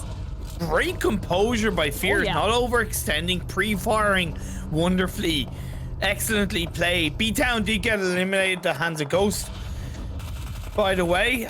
So that's why I said I respect the aggression, but I don't quite agree with it. That's okay, all good in the hood. Boring protocol onto Passion Fruit. One thing that I noted in my head was that Passion Fruit's rotation on phase 1 was a little bit slow in my eyes, and we see the end result of that being gatekept on the edge of the circle and punished by Boring Protocol. Very good.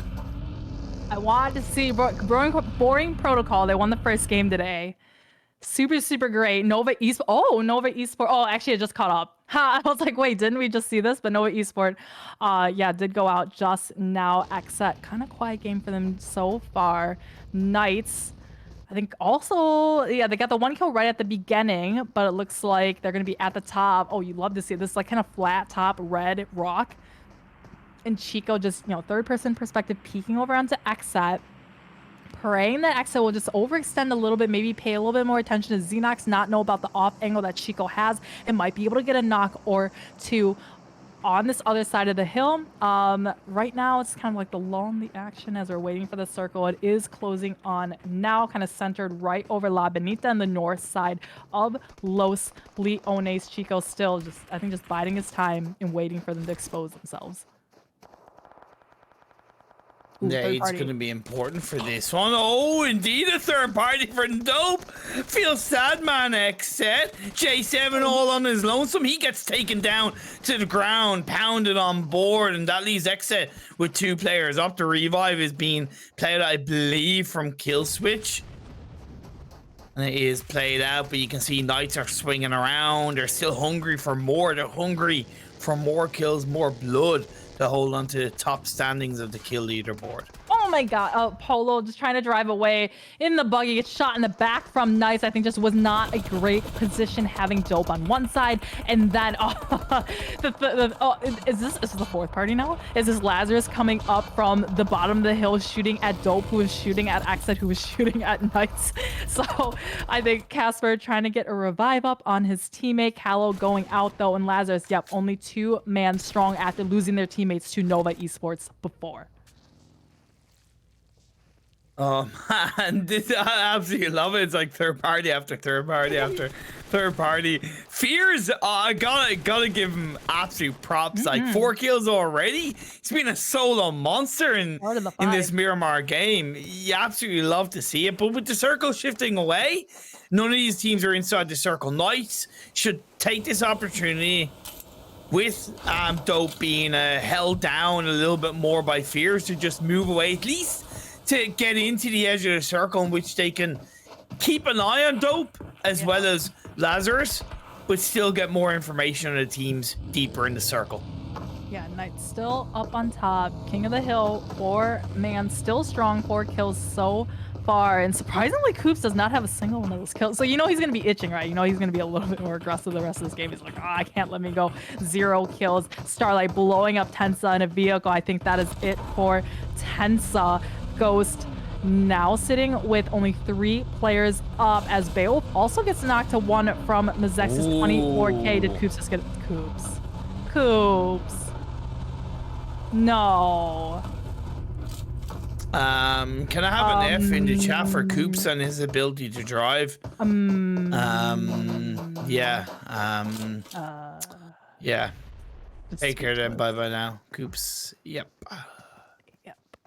Anyway, over to Ghost with Mazexis. As we saw, Spec actually, there must be some smokes there that we're not rendering in right here. Otherwise, Mazexis would definitely have seen him. Spec gets the 1 knock onto 1, running around, gets the knock onto a second. There's gonna be 1 player left alive from Mazexis. Spec coming out with the M16 burst. They're just spraying through the smokes here. Neither of the ones see him. It's just not rendering here with the spectating, and gets the third party done from Ogilvy, coming in at the perfect time, finishing off the last player of Ghost and Zexus.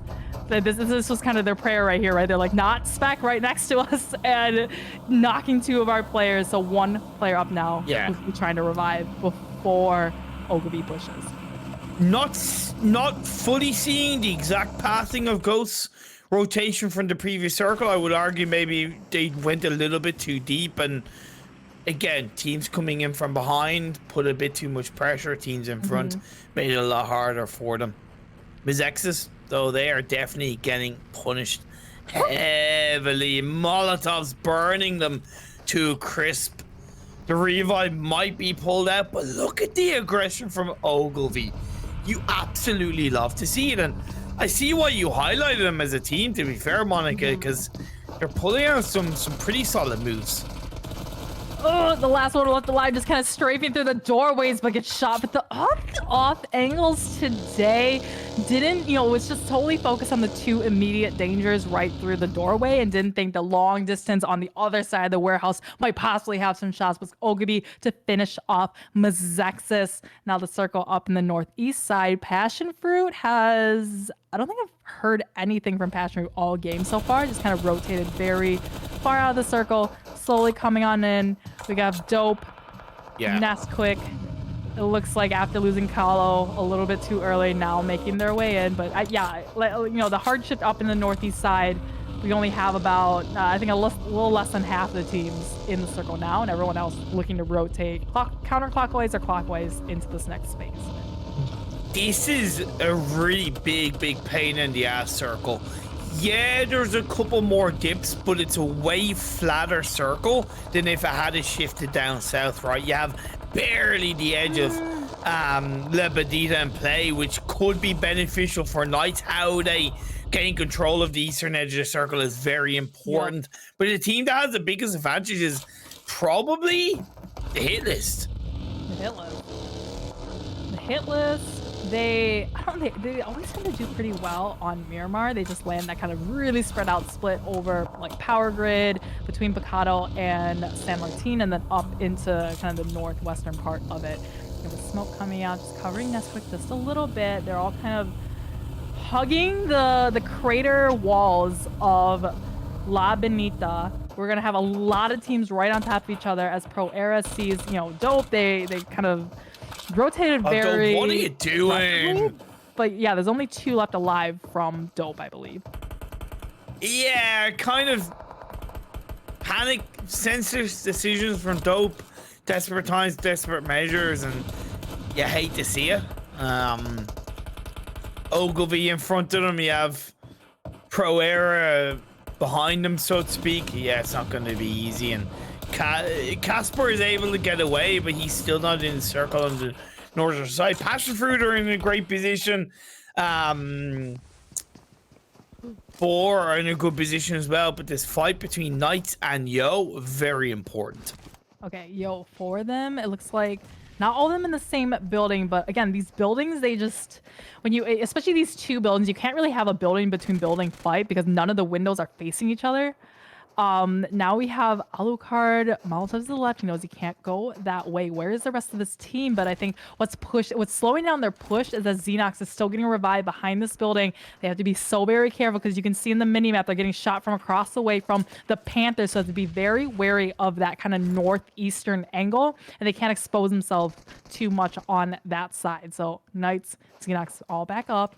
4 versus 4. Yo against the Knights. Nate's coming out on every single direction as Xset last one left alive was kill switch as Coops throws a nade, opens the knock, but he gets knocked right in return. You love to see it with the nade trades. Now, the thing that Knights have as a little bit more of an advantage is they have Chico up on top of the hill. Now, he has moved closer, so it's less of an advantage, but it is still there.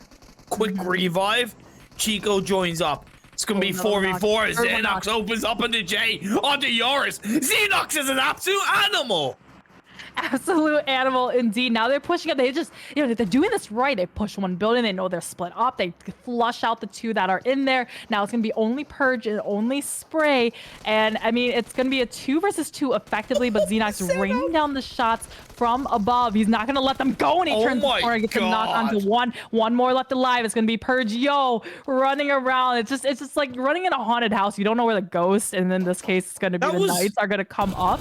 But that was a very clean fight from the Knights.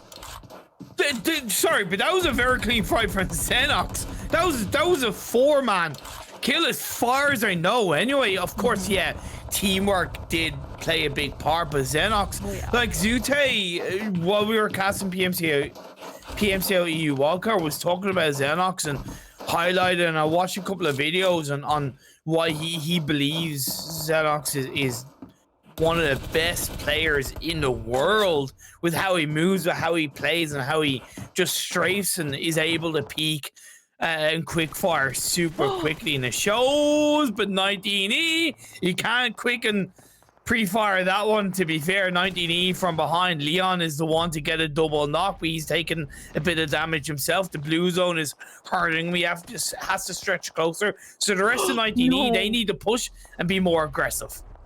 Okay, Blue Zone's doing heavy. Oh my God, the Knights. Wow. So Leon knocked 2, and then I want to say, I think, okay, so Sam knocked Sam knocked the final one, I think it was. And so the Knights, they just rotated in, hugged the edge, and they maybe it was a little too, what's the word? Maybe a little too preventively, because they still had some teams behind them, and 19 Esports was able to just basically just take them all out right from them. Now they have 19 Esports has kind of a free rotation into the circle.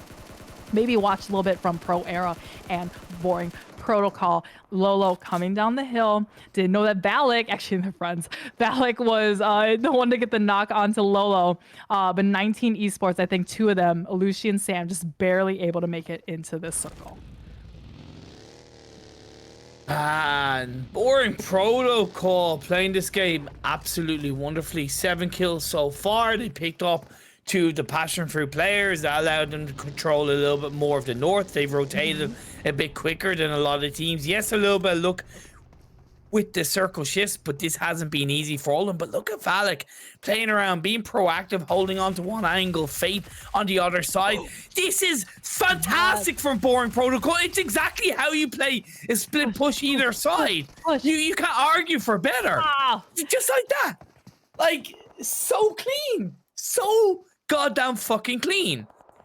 Boring Protocol is just so synchronized with each other. Like they get the knock just immediate. There's no hesitation at all. Push. Yeah. Ogafi glass. Maybe peeking out a little bit too much outside of the circle onto the hit list. Now it's going to be only Natsuo left alive, but he's able to do the spam crouch. Get the knock onto one, but it was just not quite enough, and out goes Ogafi. All right. It could be Boring Protocol. They have all 4 up. They're doing kind of very similar to what they did the first game in Arango, just very spread out, the highest point in the circle, and they just wait for everybody else on the outskirts of the circle to take each other out, and they just, you know, pick off the scraps here and there. Easy dubs for them. It's important that they take this fight to Pro Era real quickly. However, unfortunately for them, Lazarus, the 2 players around there, rotated and shifted closer, so that makes it a lot harder. Fate onto one. Pan is left alive, and Nade is thrown out. It gets on connected on the Fate. There's one more player of Boring Protocol, I believe, left alive. It is Valak. Again, Fears and Telly, the last 2 players, Lazarus, could cause a bit of a thorn in the side for either of these teams. I think that's why they're threading it a little bit thin. Valak sends in with the boogie. The noise is going to be made. Lazarus and Joey, it's actually, sorry, Fears and Joey, my apologies, I thought it was Telly, but they could pull in play, but Russell is staying alive. The revive is played out. Absolutely fantastic. There's no way Boring Protocol are able to get themselves back up as a full squad. He's on fire. One is on fire. Valak gets knocked to the Molotov from Pan as the vehicle is blown up from the side. So out goes one. That's going to be Valak from Boring Protocol. Fate still needs a revive here in Kaisk. They're waiting here.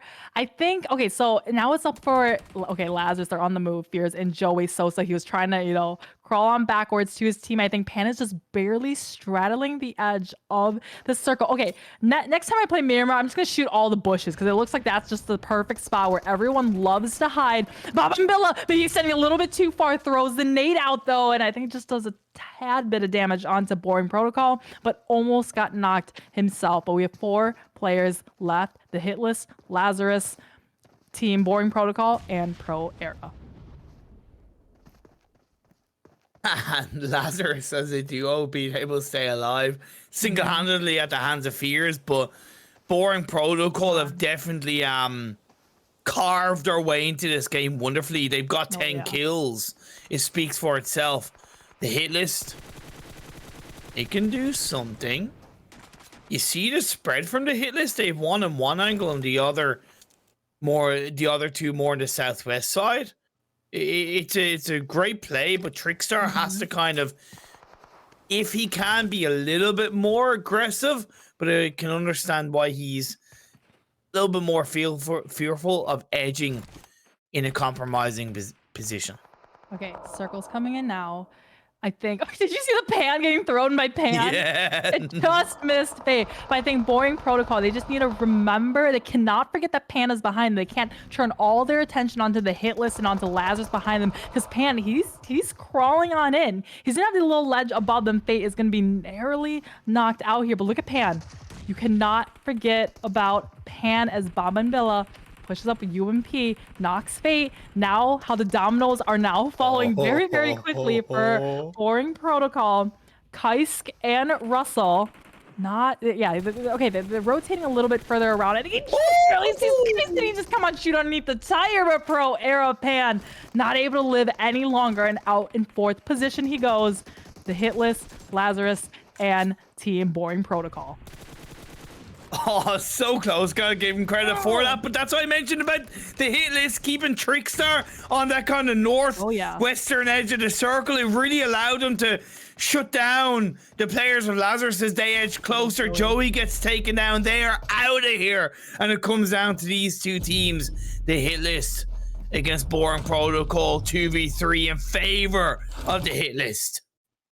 Kaisuke's he's trying to avoid, exposing himself there, but I think a little bit too far out, and the play zone knocks him. But I think he didn't think he had enough cover there. Didn't want to give the free kill to the hit list, giving Russell up and coming player. He's trying to go for the knocks. He does about halfway damage to both Bob and Villa and to Zexy. He gets a knock onto one. It's going to be Trickster out in the open just a little bit. Come on, Russell. If anyone can do it, it's a 1v3 from Russell, potentially. Oh, no. Molotov going out from the back as Trickster pushing up a little bit. Bob and Villa, come on, he gets a knock out of one. Oh, and it was so close. We were all rooting for Russell, weren't we? But it was the hit list to win the game in the very end. Yeah, and the hit list end game was really down to having Trickstar on the northwest side. If it had been the three together, there was so much lack of control in that final circle. Would have been a lot easier for Lazarus to stay alive, and that's something that teams should always be looking out for, whether it's doing a bit of a VOD review or whether it's just in-game. It is about kind of recognizing how a little bit of a split can make a world of difference in the late stages of a game. So impressed with Boring Protocol, though. Really impressed with their aggression, with their flowing play, with their teamwork. It's shaping up to be very good for them in the lead up to PMPL. And Lazarus, no doubt, two players going down early on, Telly and G3, and then Fears just steps on up and says, okay, my back isn't that sore yet. I'll carry you guys. Picks up 7 kills. Joey's like, I'm here. Picks up 2, and they pick up a 3rd place. Really good. It's the best of a bad situation. For sure, making lemonade out of lemons. Big time. I think it was just a great game all the way around. And you had mentioned, I think you said halfway through the game, I think the hit lists were really setting themselves up really, really well in the match. And you had said that, and that they were the team that ended up winning. I think they were able to, just able to keep majority of their members up, and that's so crucial at the end, right? Where even though, like, going into, I think, second to last circle, Boring Protocol actually still had all 4 up, something like that. But then they just kind of lost them one by one until they only had 2 left to fight against the 3 players left from the hit list. Like, they technically shouldn't have been allowed to even get those 3 players up. They were down to just 1, and that was the last player of Pro Era maybe not being aggressive enough. And this is the moment where you practice that ability to just go, why not? I've got nothing to lose. That's why I really complimented in the Sandhawk game the last player of Illuminate when he went for that, because it's the time to do it now, right? It's a mentality you low-key need to get in, because those maybe lack of kills or the lack of placement points from squad wipe and Boring Protocol in a PMPL situation can be the reason why they make a final, don't make the final, finish in a certain position, or don't. That's why I really mentioned that. And Boring Protocol were gifted a little bit of luck, which allowed them to stay alive to get 2nd place. I think this is like what I think we've had this is like the 2nd game tonight that it was so close to having like a 1v3 or like a 1v2 to finish the game, and it was just like almost, but it was definitely valiant effort from Russell to try to do that, for sure. And real quick though, just one last thing. Again, I think the circle finish is a bit unusual.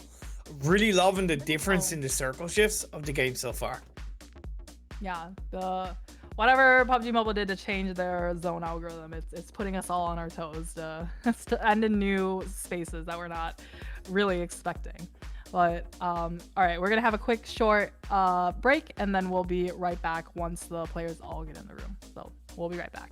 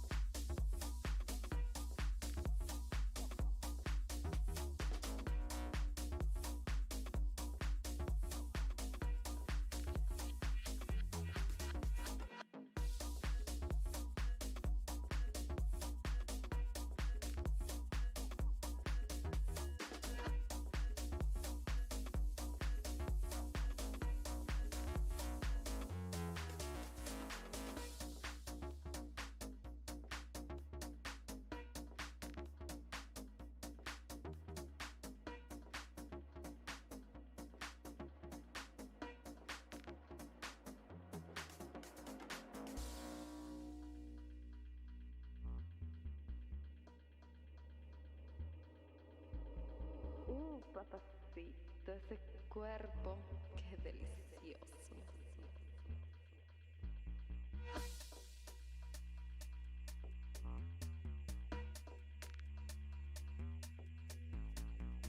Cosita, acabo de encontrar al padre de mi madre.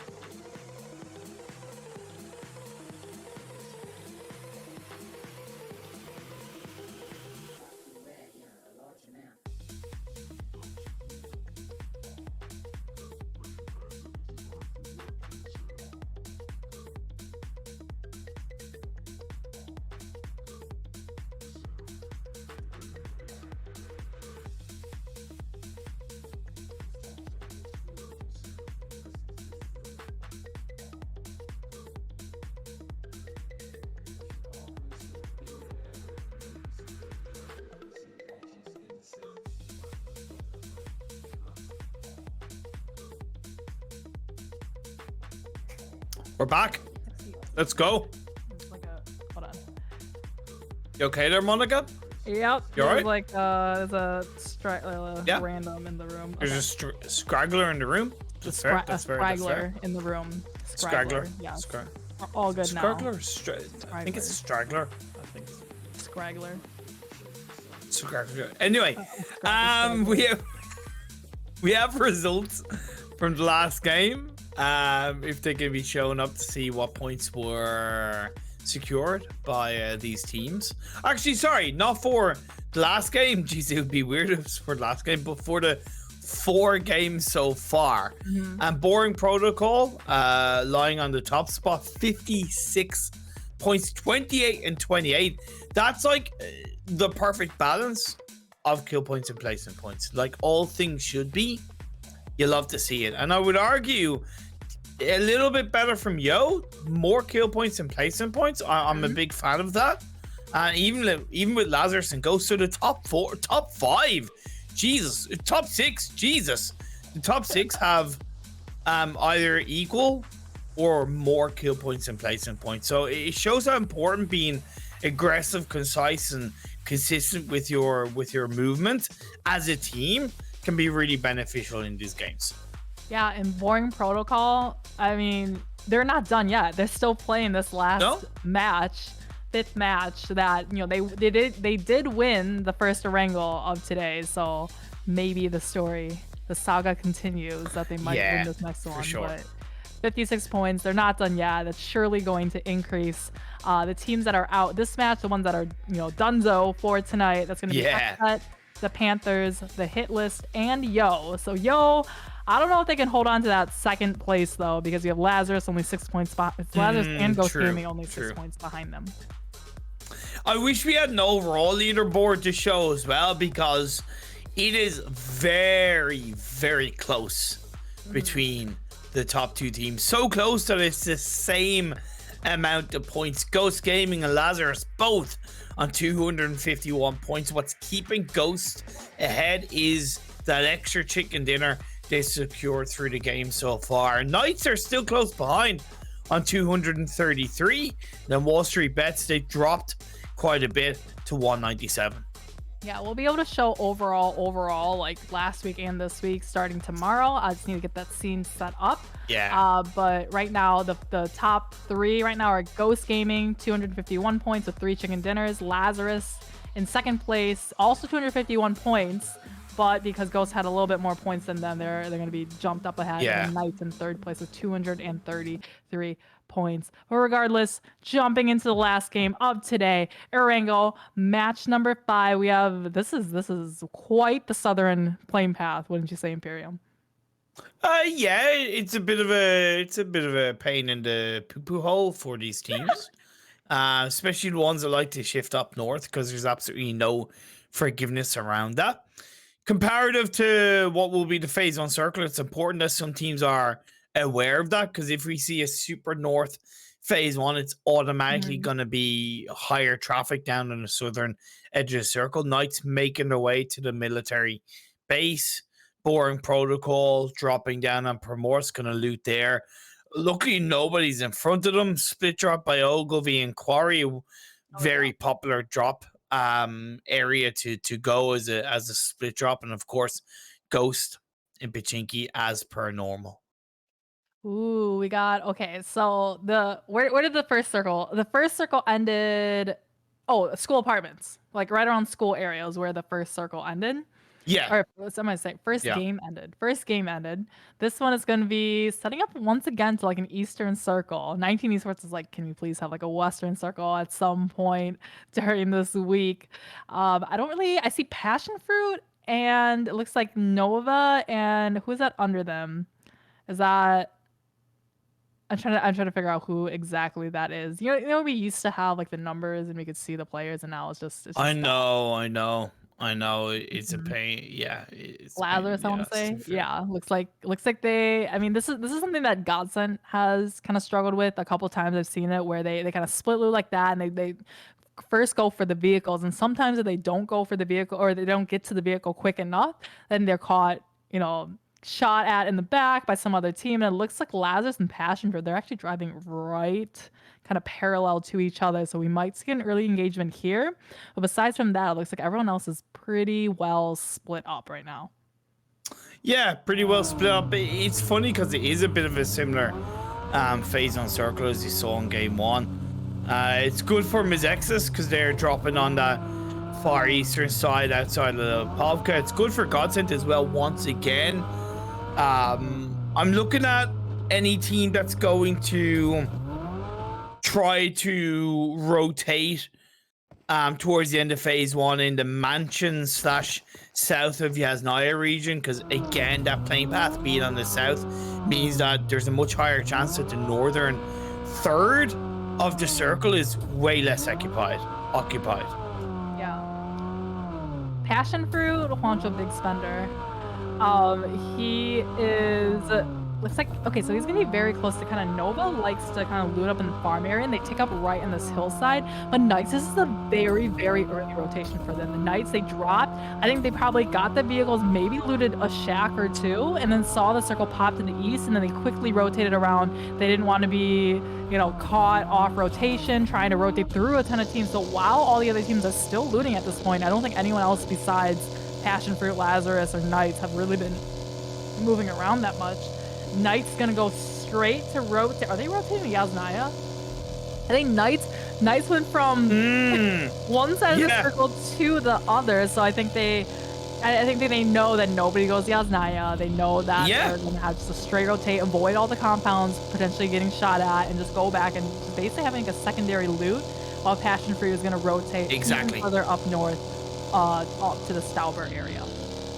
Yeah, so their deeper looting phases clearly slow down, but they've already made the crux of their rotation far quicker than most of the teams. So the negative is far outweighed by the benefits, so to speak. So great decision making by Knights. Passion Fruit's something similar, but they're opting to go much deeper into the northern side of the circle. Passion Fruit are more of an edge of circle team anyway, so I'm okay with that. You play to your strengths. I'm a little bit reluctant to see teams play super outside of their natural play style. Just improve the little things little by little, like Passion Fruit's rotation from phase 1 to phase 2, depending on how shift. I'd like to see that a little bit quicker compared to the last Miramar game, as an example. Syndicate and 19E, they're both on towards the South George and Crates area. Their rotation into phase 1, I imagine, will be on the northern side of the river for this phase 1. Lazzy Laz, hashtag bleed pink. So we saw them go to Razak the first game. So we usually, last split we saw Lazarus go up towards the North Georgia Pole area, very extreme part of the circle or part of the map extremity. But then they see that Razak is open, nobody's going here. We're gonna call this home now. So G3, Joey, Fears, Tally. I think very smart move here to kind of take up this big city, this very central positioning. Because if it is a far northern circle, they're usually the first ones to go. And we saw this from Pro Era, who used to go here. They used to go Razak. If it goes north, they just immediately go. No one to stop them, as we saw before. There's not really that many ways to pass over the water that is completely free. Yeah, exactly. For Lazarus, best rotation they can pull off on this phase 1 is to shift to the east and have 2 in the hillside and 2 in the compound that's by that kind of squiggly road outside of Yasnaya. That would be the best place for them because it's still closer to the river. Having 2 in the hillside gives them a lot more information towards anybody like Syndicate or 19E that move through the north side of the river. And again, it's not too deep into the circle that if it's a harsh phase 2 shift, they're able to react better than other teams. The timing of how they pull that out, and if they do, is yet to be seen. Ogilvy and the coastline of the mainland, it's going to be a little bit trickier for them. I would recommend they stay a little bit closer to the edge of this phase 1, stay where they are for the time being. And Godsent are really not in the best spot in terms of teams around them. So if it's a hard phase 2 shift, that's going to be easier said than done to get around. We see the Mosin from Rin from Nova. I'm kind of proud of this lobby right now. No casualties yet. Everyone just playing nice. You know, let's save the people for the end circle and make it really action packed. And for the viewers, it's just like nothing has happened yet. But whenever there's like a slow beginning, it makes for a very intense and crazy ending as we have more people in the final circles of the match. But like you said, in the middle, right where Nova is, where Godsent, it's just very compact right here. And we saw this in I think it was like, remember when we used to have the Kindy and it'd be the first circle be hardship, and then after that it's just center. Everyone only like one or two teams would play the edge. Everyone else just right in the middle. You could literally just see them wave to the window to the compound right next door and see another team over there. Luminate have a really not like interesting split. Actually, it is an interesting split, especially for so late into phase one. They're still kind of low-key technically rotating. Lan is in a vehicle moving away from the rest of his team. Casper and Az have the Alamo compound outside of Yasnaya, but King Huya is knocked, and King Huya getting knocked like that is a product of him waiting too late to move with his teammates. Phase 2 is shifted on up. You can't leave it that late, mate, and you pay the price to Illuminate making a big mistake. Yeah, we have 19 Esports. I think it was an almost confrontation with Ghost, but then they saw the circle shift away from them. They're like, nah, it's not worth it. Like, we don't want to fight right here. So they're just going to 19 Esports continue to rotate up. And it's actually going this circle is centered onto the school apartments once again, just like the first game today.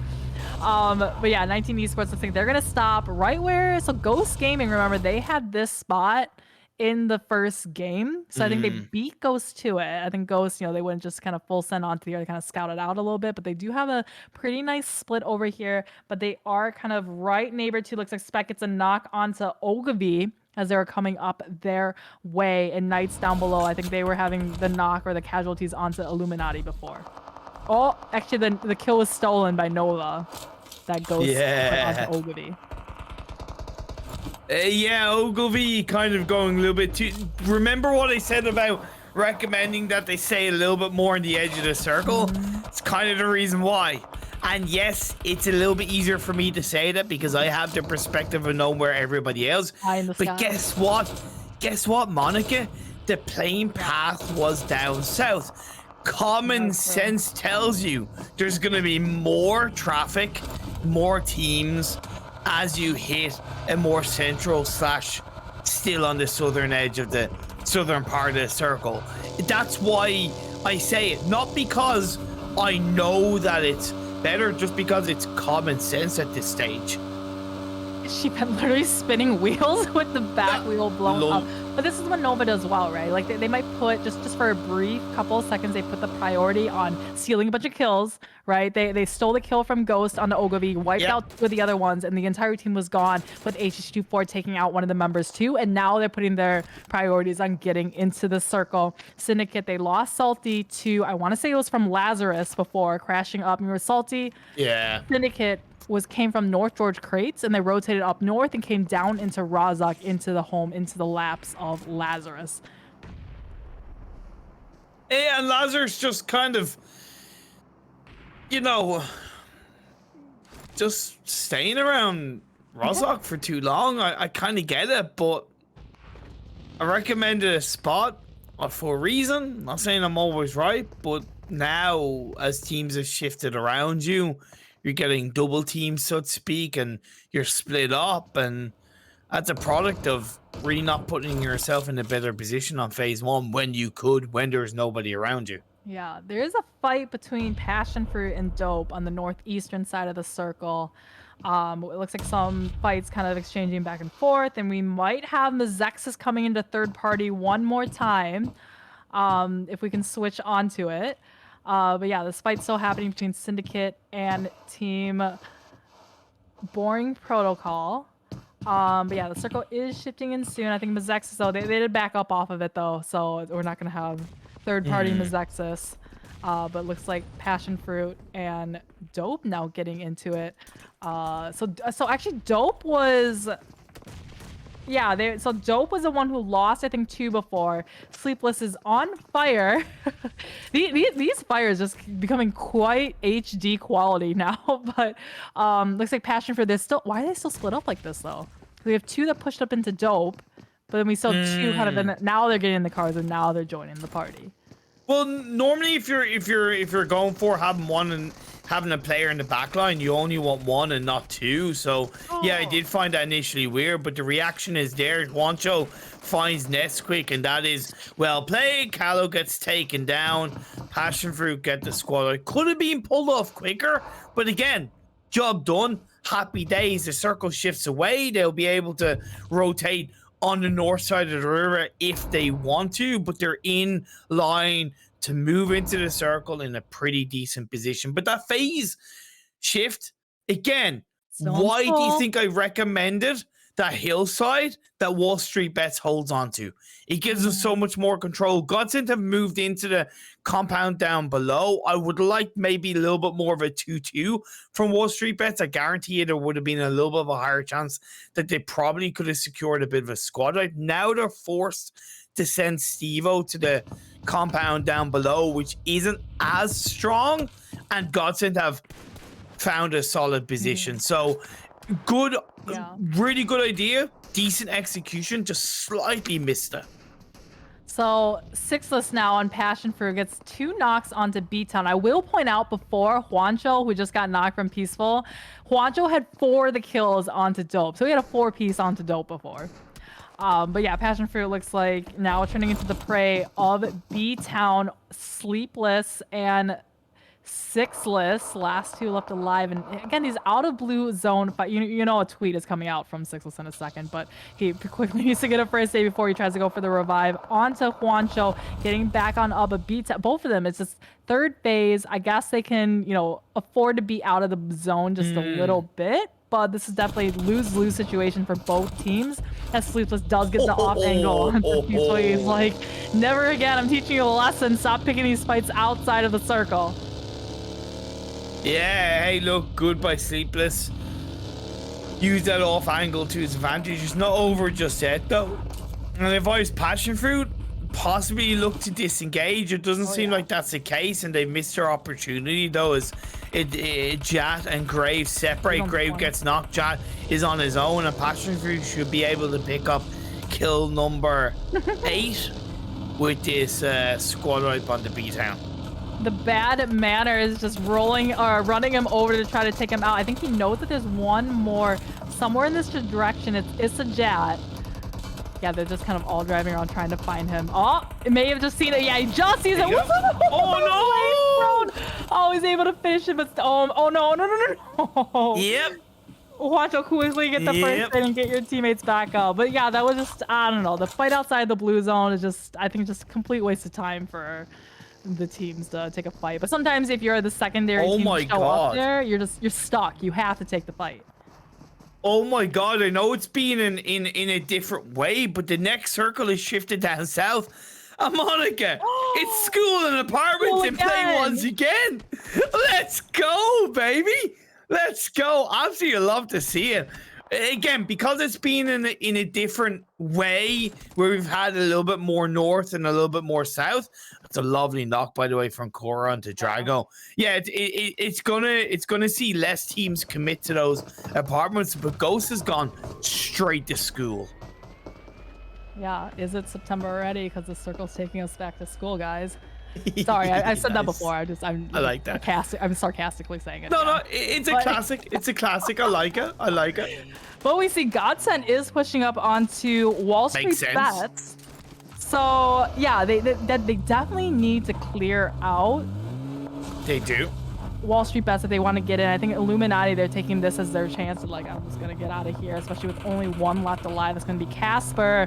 However, he's going very dangerous. Oh my god, he's driving straight into them. I think he's going for a shack and hoping the circle will end there and just hope that it buys him. Yep, that's exactly what he's doing. It looks like get in as fast as you can and just hunker down and just, it's being so dead in the center, no team would just, push him because they're just gonna get third-party central from everyone around them, Yeah. and then you're gonna have a full team just stuck in a shack in the middle of the circle.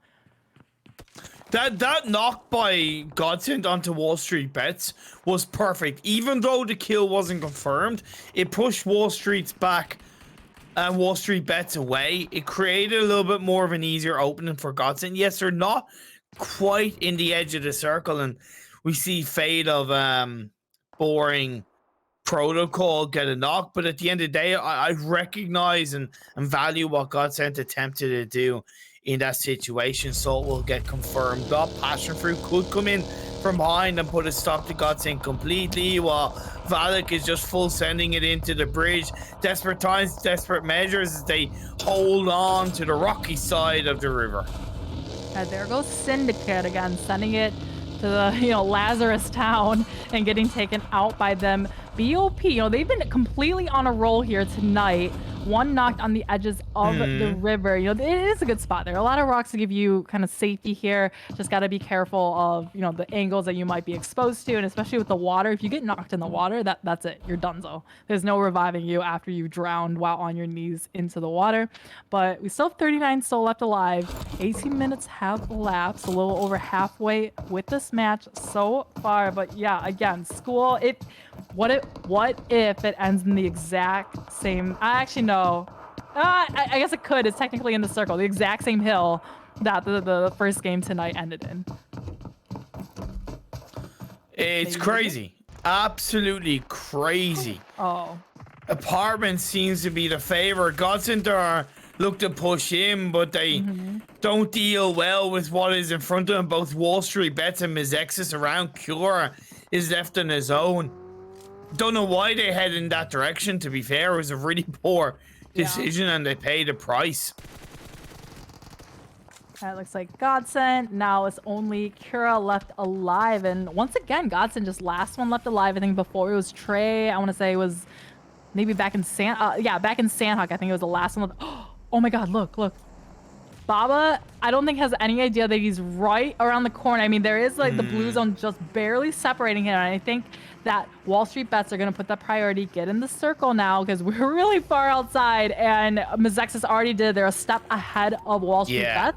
And they're already rotating into the circle.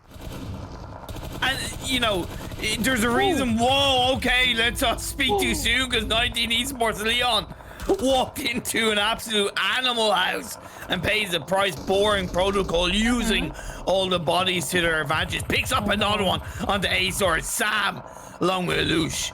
The only two players left alive for 19E. There is no stopping boring protocol tonight. It looks like Casper.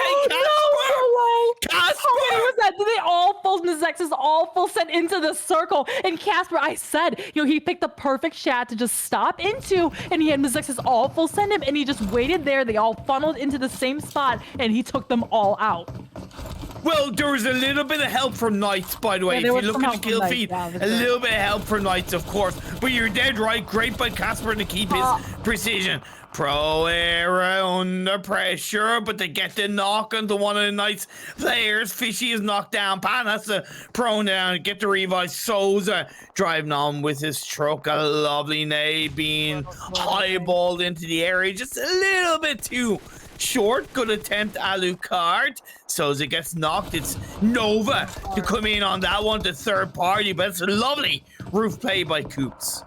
Yeah, be very scared. And I mean, the rooftop that Knights has is really great vantage point, but this roof is not in the circle. Only the edge, like the very corner of this compound is going to be in. So eventually they need to come down. Nova, still the school apartments, so much time has been given to them, and they're going to have this huge, they're able to see it's just clear fields all the way around them. Circle is closing in, about to close one more time, but everyone's in. Casper just, counting his lucky stars, currently with 2 kills. Oh my God. Closes again. And Casper once again in the shack. He's going to be right in the center, waiting for another team to crash up onto him.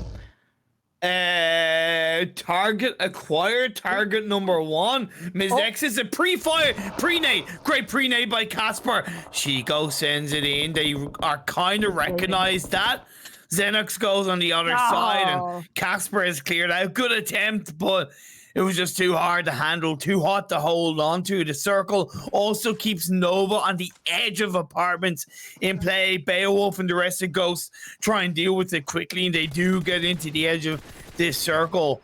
Before Boring Protocol, 19E, and Lazarus, I can't imagine they're going to survive much longer in this game because the glimmer of the northern tip of the circle isn't even that good of a place to be.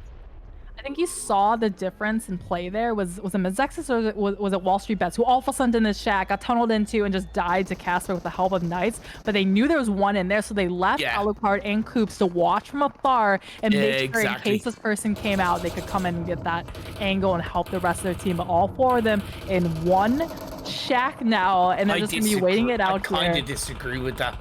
You kind of disagree? I kind of leaving two behind? I think leaving one behind would be a little bit better with, let's say, the majority of the heals, or do something, because full squad, I get it, but it's kind of like, well, it's a shack.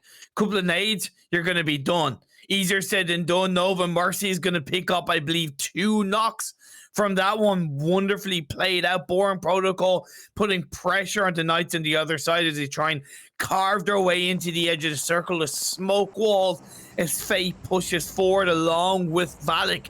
Once again, we're seeing shades of wonderful teamwork of the last 2 players of Boring Protocol. I love Valak doing TPP things, sitting in the buggy, and then you're able to get that huge vantage point over the smokes and see everyone around you. All right, so Nova, they're all kind of clustered on this side. Nova actually, oh, I know what happened. Nova and Pro Era they got on the wrong slots from each other, so Pro Era just went out, but it showed the Nova elimination. Anyway. So Nova's still left alive in the school apartments area. Now they're fighting against Nova. Looks like Coops was outside, got the knock and the flush onto them, but all the rest of this team's out here. Like, there's not really anywhere left to go. Like, Joey, where are you going to go in this? Exactly. And that's why I said it was going to be difficult for those teams in the north. We saw 19E go out. Joey is indeed left on his own, as Ghost and Nova start to maybe focus a little bit more on each other because they recognize there's far less traffic and play in front of them to the north. Boring Protocol go out. We're down to our final 4 teams. Oh, Beowulf and Rin just exchanging a couple of shots, but I think both of them being very, not over committing to that, getting shot a couple times. No, I don't want to get knocked at this point. And both of them kind of peeking on back. But Tensa doing a lot of work up here, throwing the smokes to kind of block the angle from Lazarus off to the side while he's focusing on Nova, just being hyper aware of where he could potentially get knocked.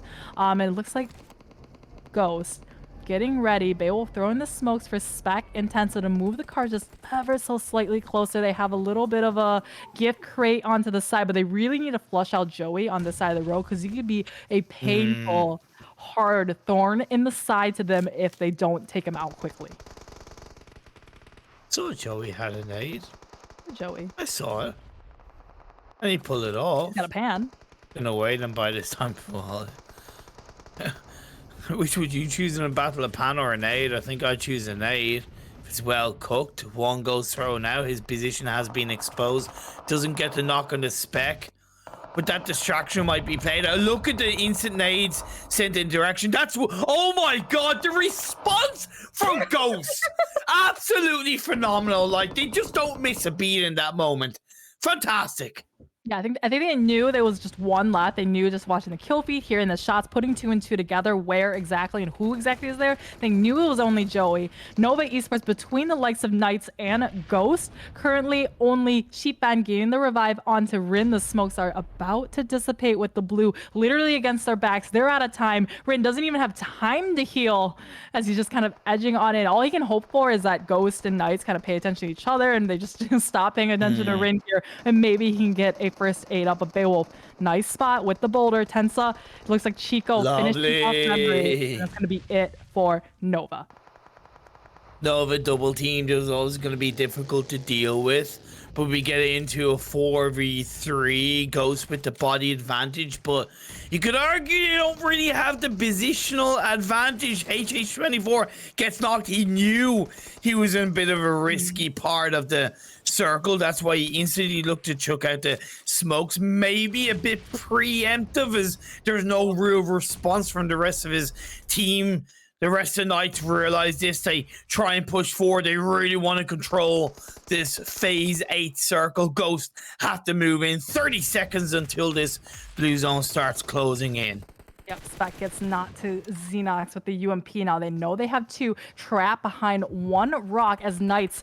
13 kills found so far, about to be 14 when Spec gets flushed out. Wow. And there it is. And they know they have the 2 kind of stuck behind the 1 boulder. Beowulf kind of using the smokes to his advantage, hopefully. And Xenox does get knocked, so that's going to be putting this to an even 2 versus 2. Tensa and Beowulf against 2 snakes in the grass. That is going to be Knights and Tensa. No! Right onto Beowulf as he gets taken out from the Knights. No, the worst thing Ghost did was stop and prone down. When you pushed out of the rock, you just got to keep on pushing. The second you prone down, you're asking for trouble. Tensa getting knocked was one thing, but it was kind of Beowulf where there was just, it was free, easy kind of kill in that regard.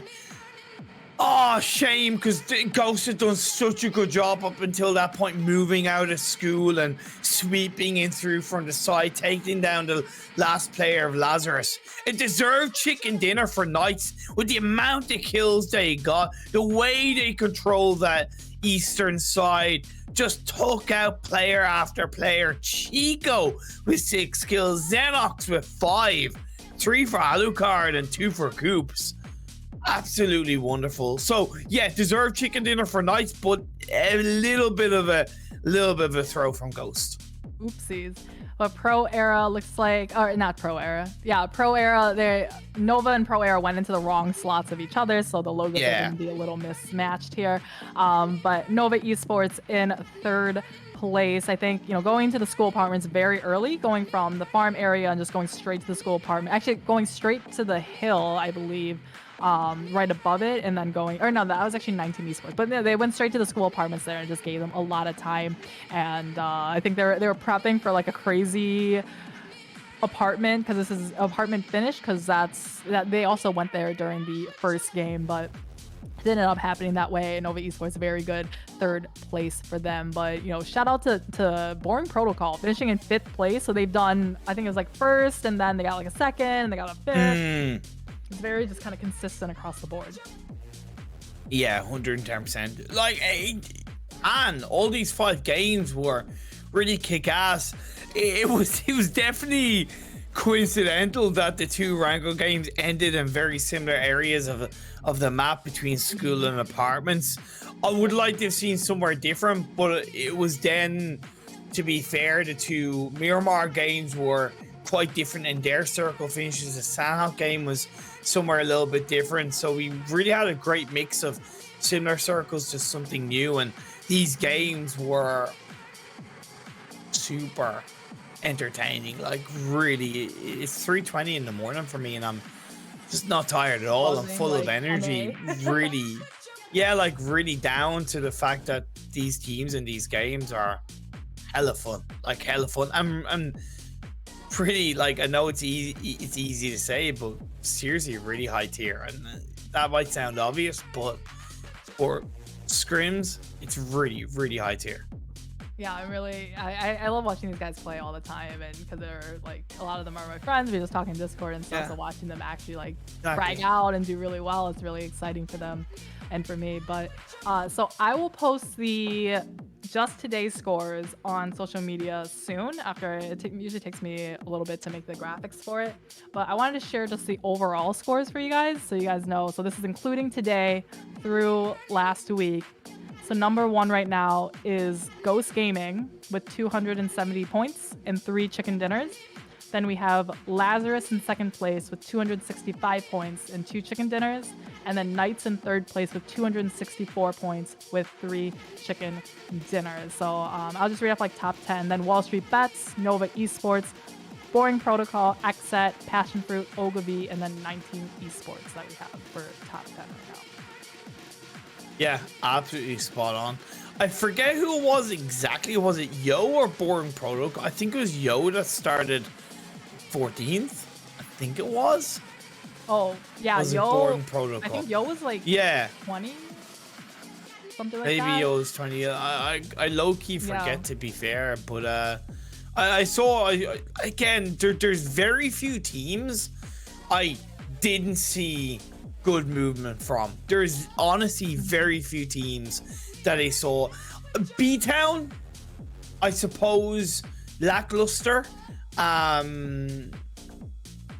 Godsend, but I understand their situation. Hit list, they did have that one good game in Miramar, and Syndicate. Those would be the only teams that I feel I didn't see anything like, or didn't see as much of sparkle or super potential wise. But outside of that, every single other team, I saw a lot of positive movement and a lot of really high quality plays from. Yeah.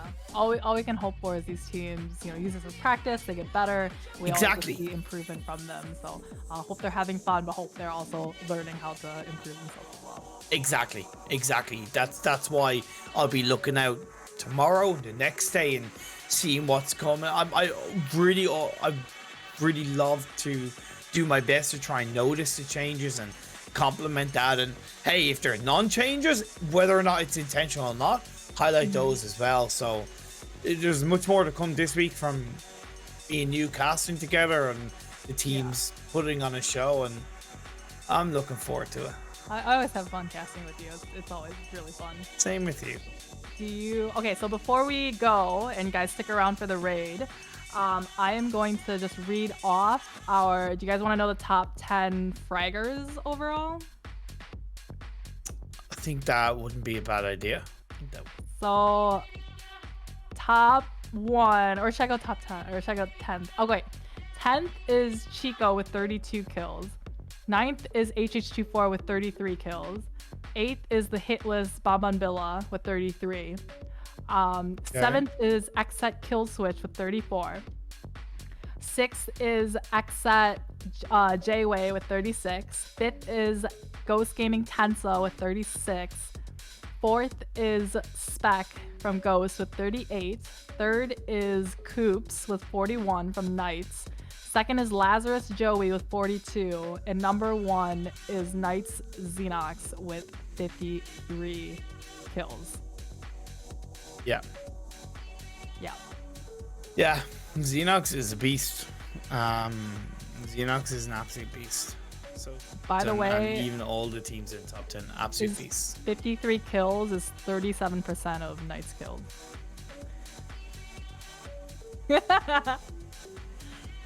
Absolutely. Which actually, no, that's not too bad, because when you think about it, that's, it should be technically 25%, right, in terms of when you're looking at ideal 25, because you have 4 players. Maybe a 5th might be a little bit lower. So it's not that much higher, but it certainly is impressive. It is definitely impressive. Yeah. And Knights as a team are looking impressive.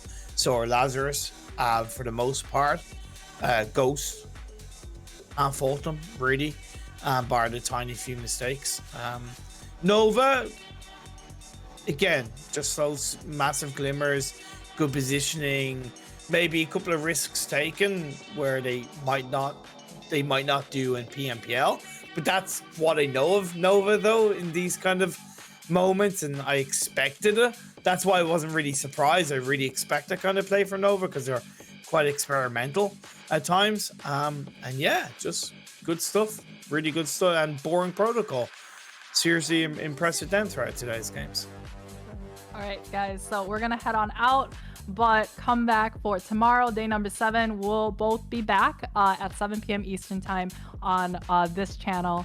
So we will see you guys tomorrow, and then I'll post the scores on my socials, Instagram and Twitter soon. So definitely follow us. Our hashtags or ats are right up above us if you guys want to find us. All right, have a great night, everybody. Thank you.